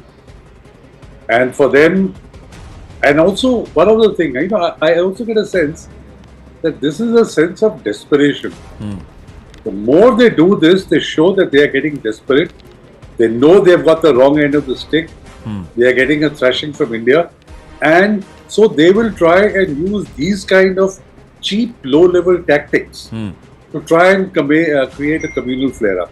I mean, trying to target the Harmandir Sahib or that Punch Gurdwara. I mean, how low life can you get? But must be expected from Pakistan that they will do this, they will do much more. So you have to be on your guard. You have to ensure that they are not successful. At the same time, we must also recognize that in terms of fake news, that in terms of spreading lies, they are far ahead of us.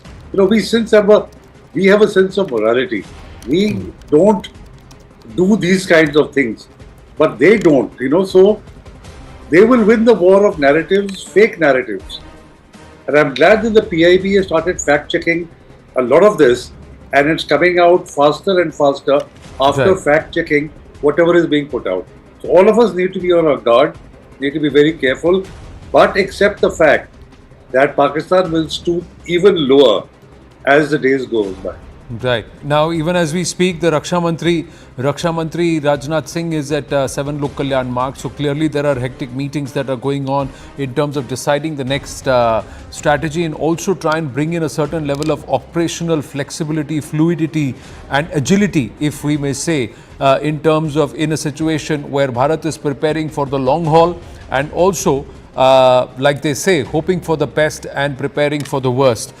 So the assessment is continuously on. Let's quickly move on, and there is the other dimension that we want to bring for all our viewers. Now, even as a desperate Pakistan plays the communal card, Bharat has sent a very stern warning to Pakistan. The first warning is de-escalate or pay a heavy price. The second warning, give up on terror and give up the terror akas. Now that's what the clear ask is. The first warning is de-escalate or pay a heavy price. The second one is focus on eliminating terror from its roots. So the warning is that if you don't help us, we will do it for you, and we will continue to do it. We are not going to relent. The third warning is targeted. Bharat has always targeted terror emanating from Pakistani soil, not military or civilian installations or facilities. So stop spreading lies. The fourth, the war preparedness is better on this side. We have superior tech, and the tech is indigenous. We can last and sustain this for far longer than you can afford to. The fifth warning, Pakistan ministers to stop creating hysteria, panic, and stop spreading disinformation. That they are clueless is known to the world. That they are hopeless is known to their constituency, their voters, their people. And that the military is not even keeping them informed is evident by their bluster. The sixth warning, hand over the terror heads. Masood Azhar, Rauf Azhar, Hafiz Saeed, Tala Saeed. Hand them over. Till you hand them over, we are going to continue to come after these terror tanzeems and their akas. Warning number 7, stop proxy war, deal with domestic crisis. Stop trying to bleed Bharat with 1,000 cuts, otherwise we will just rip off the band-aid of you forever, and it will be very, very surgical. Dismemberment. That's the warning that's going through. And who are the people who we want, the most wanted, and why do we want them? The Lashkar Chief Hafiz Saeed, 1985-86, he founded Lashkar-e-Taiba, played a key role in the Lashkar Ops and fundraising activities. Leader of the terror outfit Jamaat-ud-Dawa, front of the Lashkar, most wanted in India and the United States. Bharat seeks his extradition. Pakistan has said no bilateral treaty, and that's why we won't bring him out. His son Tala Saeed is an active Lashkar member. 2005 sent Lashkar recruits to fight in various countries. 2006 oversaw management of terrorist camp. 2006 established the Lashkar office in Quetta, assisted Taliban ops in Afghanistan. 2008 mastermind of the 26/11 Mumbai attacks. Again 2008 labeled a specially designated US global terrorist by the United States. 2019 and 20 he was sentenced to 78 years in prison for terror financing by the Pakistanis, because that's the only way they could keep him close but still at an arm's distance in the eyes of the law and in the eyes of the world to get out of that FATF grey listing. Jaish terror group chief Masood Azhar, radicalized in the Jamia Islamia Binori town in Karachi, influenced by the Harkatul Mujahideen, travelled to Afghanistan for arms training at the age of 21, linked to the 2001 parliament attack, designated global terrorist by the UN, orchestrated deadly Pulwama attacks in 2019. Jaish commander Abdul Rauf Asghar, Jaish chief Masood Azhar's brother, also known as Mufti Abdul Rauf Asghar, hardline cleric and jihadist, Jaish's supreme commander since 2007. 1999 orchestrated the IC-814 hijacking, 2001 linked to the parliament attack, 2002 linked to Daniel Pearl's murder, 2005 linked to Ayodhya temple attack, 2008 linked to Mumbai attacks, 2010 US designated him a global terrorist, 2016 involved in Pathankot airbase attack, 2019 involved in Pulwama attack, 2022 India moved to blacklist him by the UNSC and it's been blocked by China. Now, before we go back to our guests, you have to listen to this. It's a stunning confession from inside Pakistan. When confronted, a local boy confirms jihadis are trained here and that terror training was done here. He was referring to Muridke, the Markaz-e-Tayyaba, the Lashkar terror hub that turned into rubble in Operation Sindoor. तो इन्होंने उन पर इल्ज़ाम लगाया कि ये सारे मिलकर ना हम पर हमला कर रहे हैं। तो उनको पता है यहाँ से ट्रेनिंगें होती हैं, यहाँ से सब कुछ होता है, वो जो मुजाहिद वगैरह तैयार होते हैं, तो उन्होंने इसको निशाना बना के रखा हुआ था। फिर उन्होंने ना बच्चों को छुट्टियाँ दे दी पहले कि कोई पता नहीं किसी टाइम भी वो हमला कर सकते हैं। You heard that? I would like to play that out again. Viewers, listen to it carefully. He's saying उन्हें पता है यहाँ ट्रेनिंग होती है जिहादियों की. Listen to this. तो इन्होंने उन पर इल्ज़ाम लगाया कि ये सारे मिलकर ना हम पर हमला कर रहे हैं। तो उनको पता है यहाँ से ट्रेनिंगें होती हैं, यहाँ से सब कुछ होता है, वो जो मुजाहिद वगैरह तैयार होते हैं, तो उन्होंने इसको निशाना बना के रखा हुआ था। फिर उन्होंने ना बच्चों को छुट्टियाँ दे दी पहले कि कोई पता नहीं किसी टाइम भी वो हमला कर सकते हैं। उनको पता था यहाँ पे अटैक करेंगे क्योंकि उनको पता है कि यहाँ पर मुजाहिदों की ट्रेनिंग होती है. This is a young boy who's got an injury in his hand. He is talking to a local media person there and this is what he's saying. Markaz-e-Tayyaba, Muridke, that was struck by Bharat's missile strike under the radar for terrorist activities. It's the alma mater of the Lashkar arms and training facility. Radicalization and indoctrination acts are conducted. Osama financed 10 million for this place. They are spread over 100 acres. 26/11 attacker Ajmal Amir Kasab got intel training here. 26/11 plotters David Coleman Hedley, Tahawur Rana visited this facility. Siddhant Mishra now joins us. He is the one who's accessed this footage. This boy is so nonchalantly saying उन्हें पता है यहाँ strike करेंगे. इनको भी पता था वो स्ट्राइक करेंगे क्योंकि उन्हें पता है कि यहाँ पर मुजाहिदों को ट्रेनिंग दी जाती है, इसीलिए बच्चों को उस दिन छुट्टी दे दी थी. Correct, Anand. And there is a reason that we are doing story on this video, Anand, because what Pakistan is doing, or perhaps have been doing from a very long time, that they take international press, international journalists to these sites, and when they take them, they show that look, it is just a religious site, there is no terror camp going on, etc., etc. They try to cover up the reality of these markers situated in POJK and POK. So this is the first-hand confession, Anand. He is a local journalist. Perhaps he is taking some vox pops of the local boys. Perhaps what do they know about Markaz Taiba, and is it just a Markaz religious place, or it has some other significance as well? And perhaps this boy is confessing that mujahids and jihadists are trained here. Perhaps this is the first-hand confession, Anand, and this boy is not affiliated to any ideology, or perhaps you know, he was told to say this. You know, it is a very organic vox pop which this local journalist, perhaps we really don't know who this journalist is, but this local journalist is speaking to the boys, group of boys, and perhaps only wanted to know more about Markaz Taiba, since India has struck down this particular target. So why India has you know, chosen this particular site? What was the reason? So you know, replying to this journalist, this boy very innocently went on to confess that mujahids and jihadists are trained here. Now this is a testimony perhaps which again exposes Pakistan, and this video is also for, you know, international journalists. Perhaps, you know, they keep on writing that the sites hit by India were the religious sites. Even Anand, you know, the other day Foreign Secretary was also asked in the briefing that did you hit mosques, whether the religious sites were targeted. Perhaps that was asked to the Foreign Secretary on the basis of the reports which were filed by foreign journalists and foreign for the media. Pakistanis So it are is masters. very important for the sake of our viewers. Yeah, what they do is they turn Markaz, which is a center, and it may have a mosque, so they turn Markaz into a mosque and say Markaz is equal to mosque. Markaz is a center, so that's because it's a center for training, it's a center, and it may have a place for prayer, and that place which is inside the center for prayer may be a mosque if it is, that's how. So it doesn't become, the whole place doesn't become a mosque. Mosque or otherwise, a jihadi is a jihadi. Correct. How does that change? And he is himself saying कि यहाँ पर मुजाहिदों को train करते हैं. Well, thanks for that, Siddhant. Thanks for that. Let's just go back to our guests. Ambassador Rajiv Dogra, Tilak Devashar ji, and Lieutenant General KJS Dhillon. अभी और कितना proof दें सर, और कौन सा डॉसियर दें? खुद वहाँ खड़े होकर बोल रहे हैं यहाँ मुजाहिदों को ट्रेनिंग दी जाती है. Ambassador Rajiv Dogra. Well, couple of points, Anand. Let me start by saying that we need to be patient, because there are some voices already coming up from informed circles within India that why aren't we retaliating, why aren't we doing much more than Pakistanis are doing to us.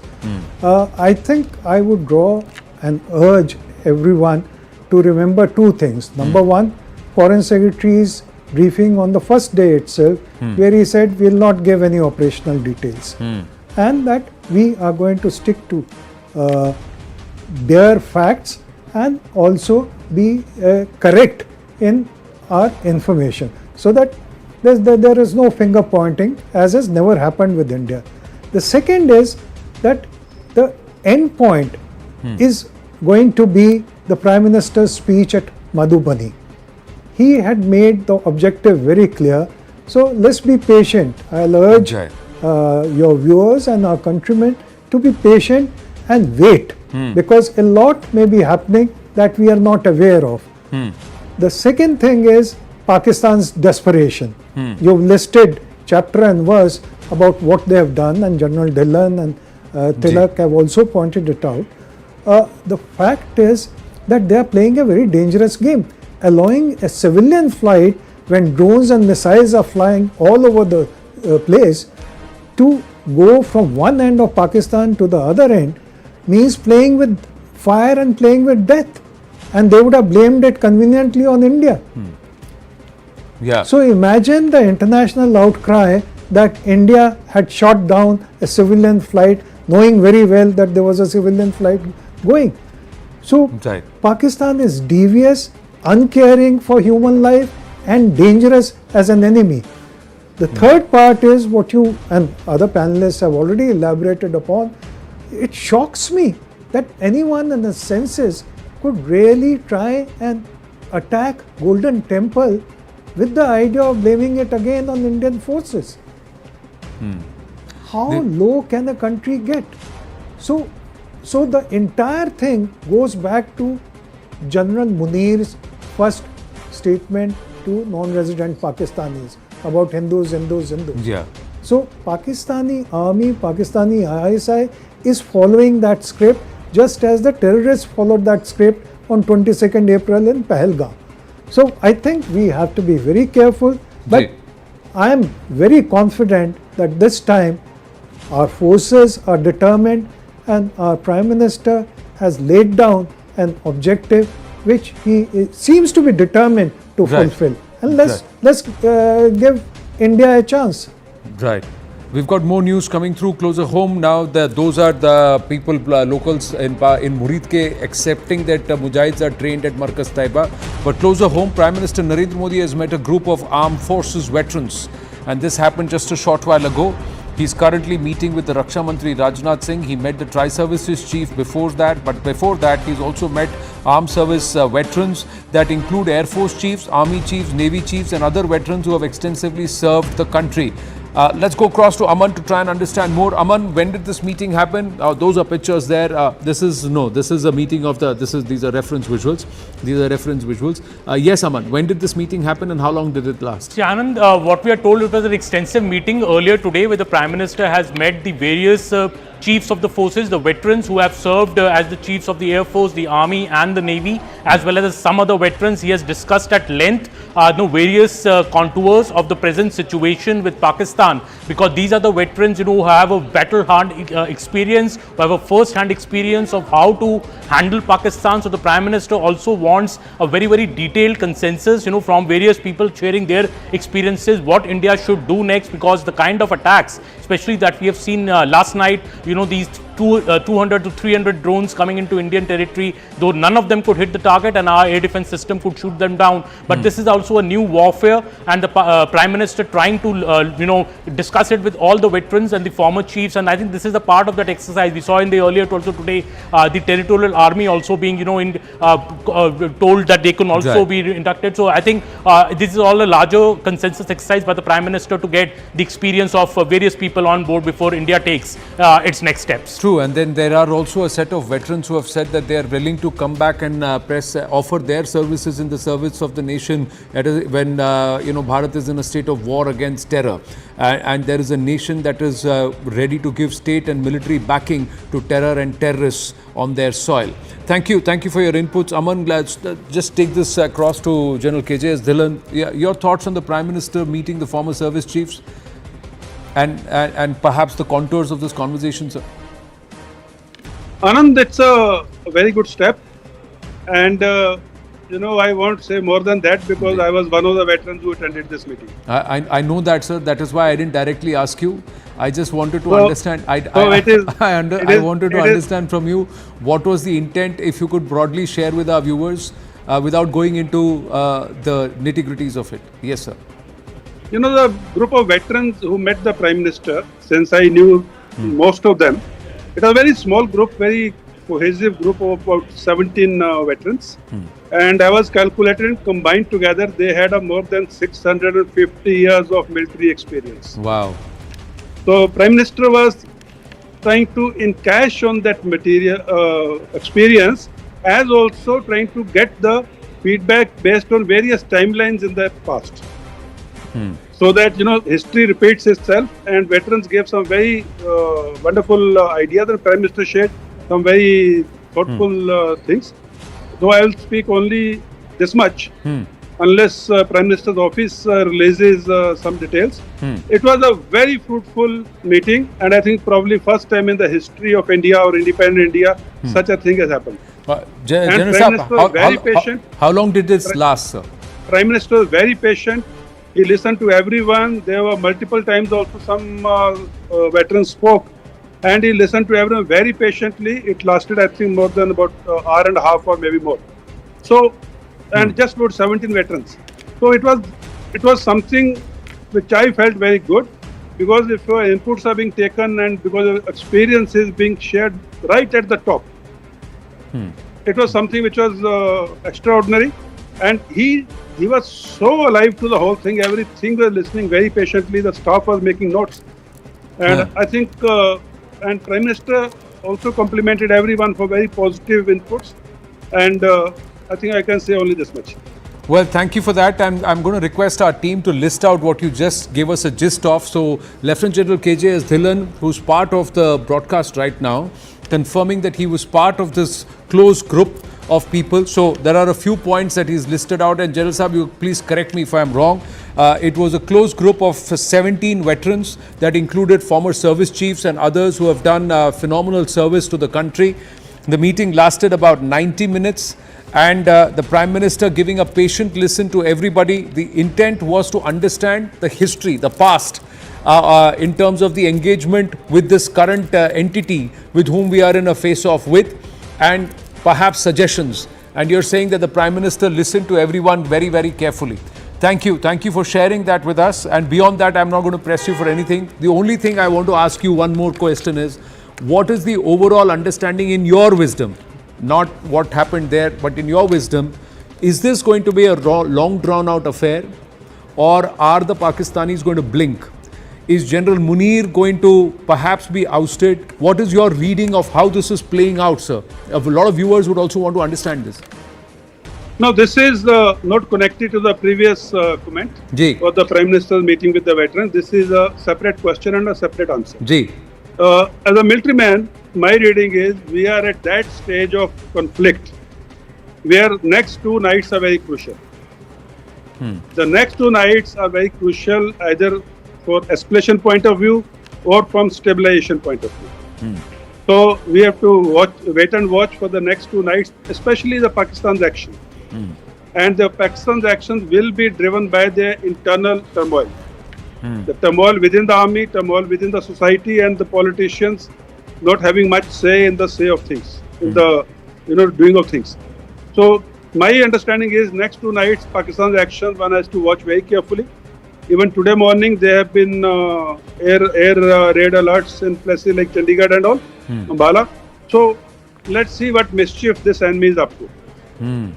And I would like to comment only after 48 hours because it will be too premature to comment on an enemy like Pakistan who doesn't think through things. Tilak ji, you agree with the assessment? Yes, I just like to make 2 points.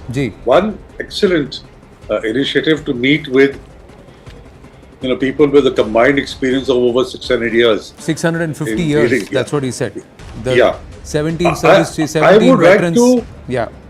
I would like to expand this if there is some system in government to even people from the diplomatic corps, from the foreign service, who have dealt with Pakistan, people from the intelligence community, who have dealt with Pakistan all their lives, and they could also provide very useful inputs at this stage on how to deal with an enemy like Pakistan. We have 2 of them sitting on the panel tonight. Yeah, so exactly. The other thing I want to say is, see, the government statement has been restrained, targeted only terror camps, avoided civilians, avoided the military installations. The questions I would like to ask and put on the table, we all agree that the head of the snake is the Pakistan army. You can kill 200, 300, 500 terrorists. It's not going to make a difference because the incubator, the facilitator, the creator is the Pakistan army. So strategically, are we aiming in the right direction? Are we shooting in the right direction? If you don't tackle the source of where terrorism is coming from, you can achieve whatever you want this time. 2-3 years later, there will be another army chief who will want to burnish his credentials, will do the same thing. What then? So this is, I don't have answers, and I'm sure the government has better minds who are answering this question. But as a citizen now, ordinary citizen, I want to put this on the table that are we doing the right thing by not hitting out at certain locations of the army? I know there are consequences. I know the reactions, what will be. But if we want to hurt every 2-3 years by terrorist action and by our innocent people being killed and their blood being spilled, just by going only after the terror factories, are we doing the right thing? All right. Well, no, you make a very fair point. Ambassador Rajiv Dogra, your perspective. We've got more news. I'll go to General Dhillon with the developments after your comment. Ji, sir. Well, couple of things. Number one, it's a fight that General Munir has initiated, and at the moment, in Pakistani public perception, I think he has been humiliated. He has been humiliated when we targeted those 9 terror camps, and our drones and missiles went through unchecked. So he has to do something dramatic, which he hasn't been able to do so far. And that is why the desperation shows, as you pointed out, on possible attack on Golden Temple and so on. My fear is that the terror is still not ruled out as an option by Pakistan. It could be that there is another terror attack somewhere, not just in Jammu and Kashmir, but it could be in Punjab or anywhere else in India. They have suspected sleeper cells also. So that is point one. The second is, if they are so uncaring about lives in an aircraft flying through their territory, what else can they do? And they have tried everything. The international community has virtually boycotted them, not believed their version of what is happening. Within Pakistan, there are voices being raised. So what should we do in anticipation as a short-term and long-term measure? I think the answer to both is that please stick with Indus Water's suspension. That is going to hurt Pakistan, its economy and its people, and they will rise up against the army. They will start asking questions that it was because of you that this is happening, we are starving, we are in a famine situation. So that is the long-term solution. Yes, of course, as the nation anticipates that there will be a hard hit against the Pakistan army at some stage. Okay, we've just got more news coming through. Pak Army has resorted to unprovoked ceasefire violation in Digwar, Karmada sectors of Punch. Heavy firing is currently underway. Indian Army is retaliating very, very effectively. Jammu and Kashmir district Kupwara artillery shells are sounding again in the Karna sector. General Dhillon, you know that terrain very well. So let me ask you this. Earlier in the day we had inputs that perhaps Pakistan is desperately trying to push infiltrators and that's why the guns are blazing there. Is that true? Is that perhaps the reason why? Or is there another aspect to why these regions, Digwar, Karna, Karmada, Punch and these areas, Uri?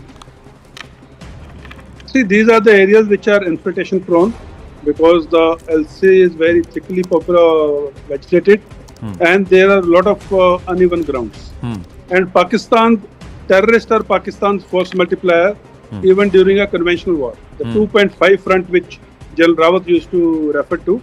So Pakistan is probably now trying to push in this terrorist because he probably wants to, engage the Indian Army on the logistics lines of communication. And we had information where BSF had intercepted an infantry column. So this is the tactics. And the point which was made earlier by the co-panelist, I will make a statement and then I will amplify it. Intentions can change overnight. Capabilities take decades to build. So India should concentrate on decimating the capabilities of war fighting of Pakistan. Because if we do not decimate his air defense, we do not decimate his missile system or do not decimate his military assets, like co-panelists were saying, tomorrow there will be another Hafiz site, tomorrow there will be another Masood Azhar, the names will change, tomorrow there will be another Asim Munir. But another Asim Munir, another Hafiz site will be not able to do anything if Pakistan will be exposed and naked without the military capabilities. And they would know when India hits back, they will not have anything to protect their military and other assets. So, I'll repeat it, capabilities take decades to build, intentions can change overnight. Today, he will walk out of this situation by saying, okay, no, I will not do it again. But if his military hardware is intact, he will do it again with the names changed in a different time frame from today after 3 years, 5 years, 10 years. So, if his military capability is decimated, then he will think twice.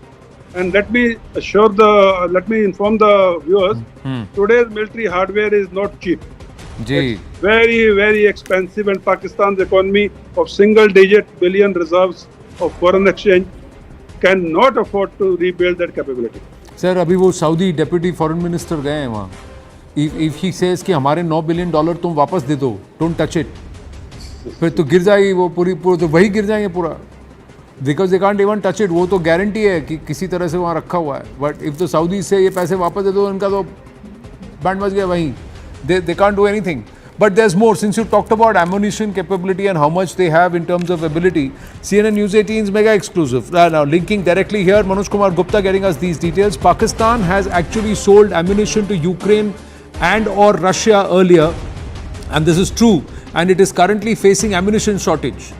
Banduk hai, goli nahi. Tank hai, gola nahi. That's the thing.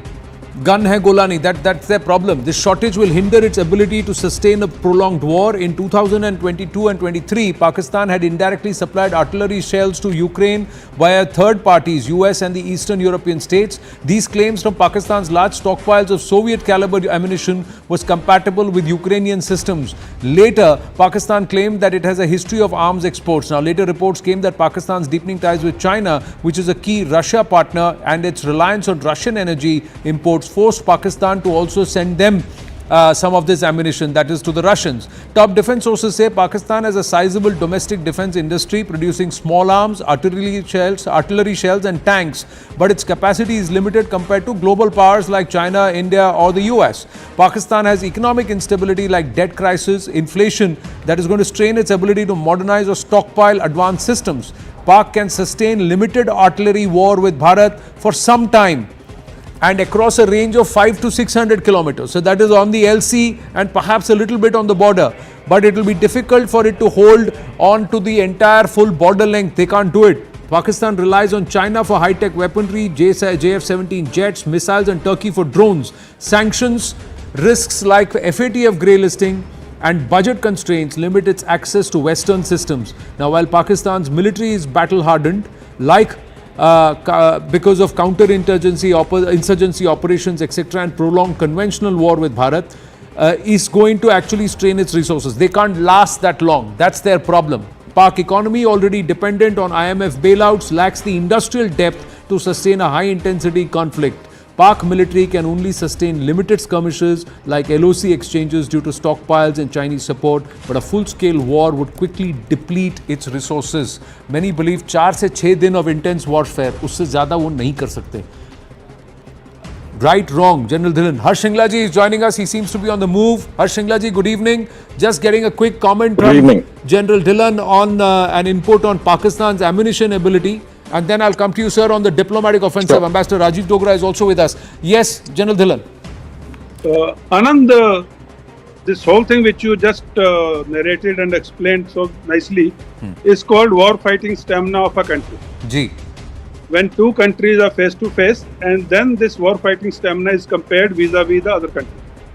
In our case, our war fighting stamina is much higher than the Pakistanis. For 2-3 reasons. One is we are a mightier military, we are bigger economic park, and we have the military industrial base which is domestic much better than Pakistanis. As also our relations with our suppliers are much better than with Pakistan. We have multiple countries who can supply to us, and we have the money even to buy it during the conflict. Whereas Pakistan supplies a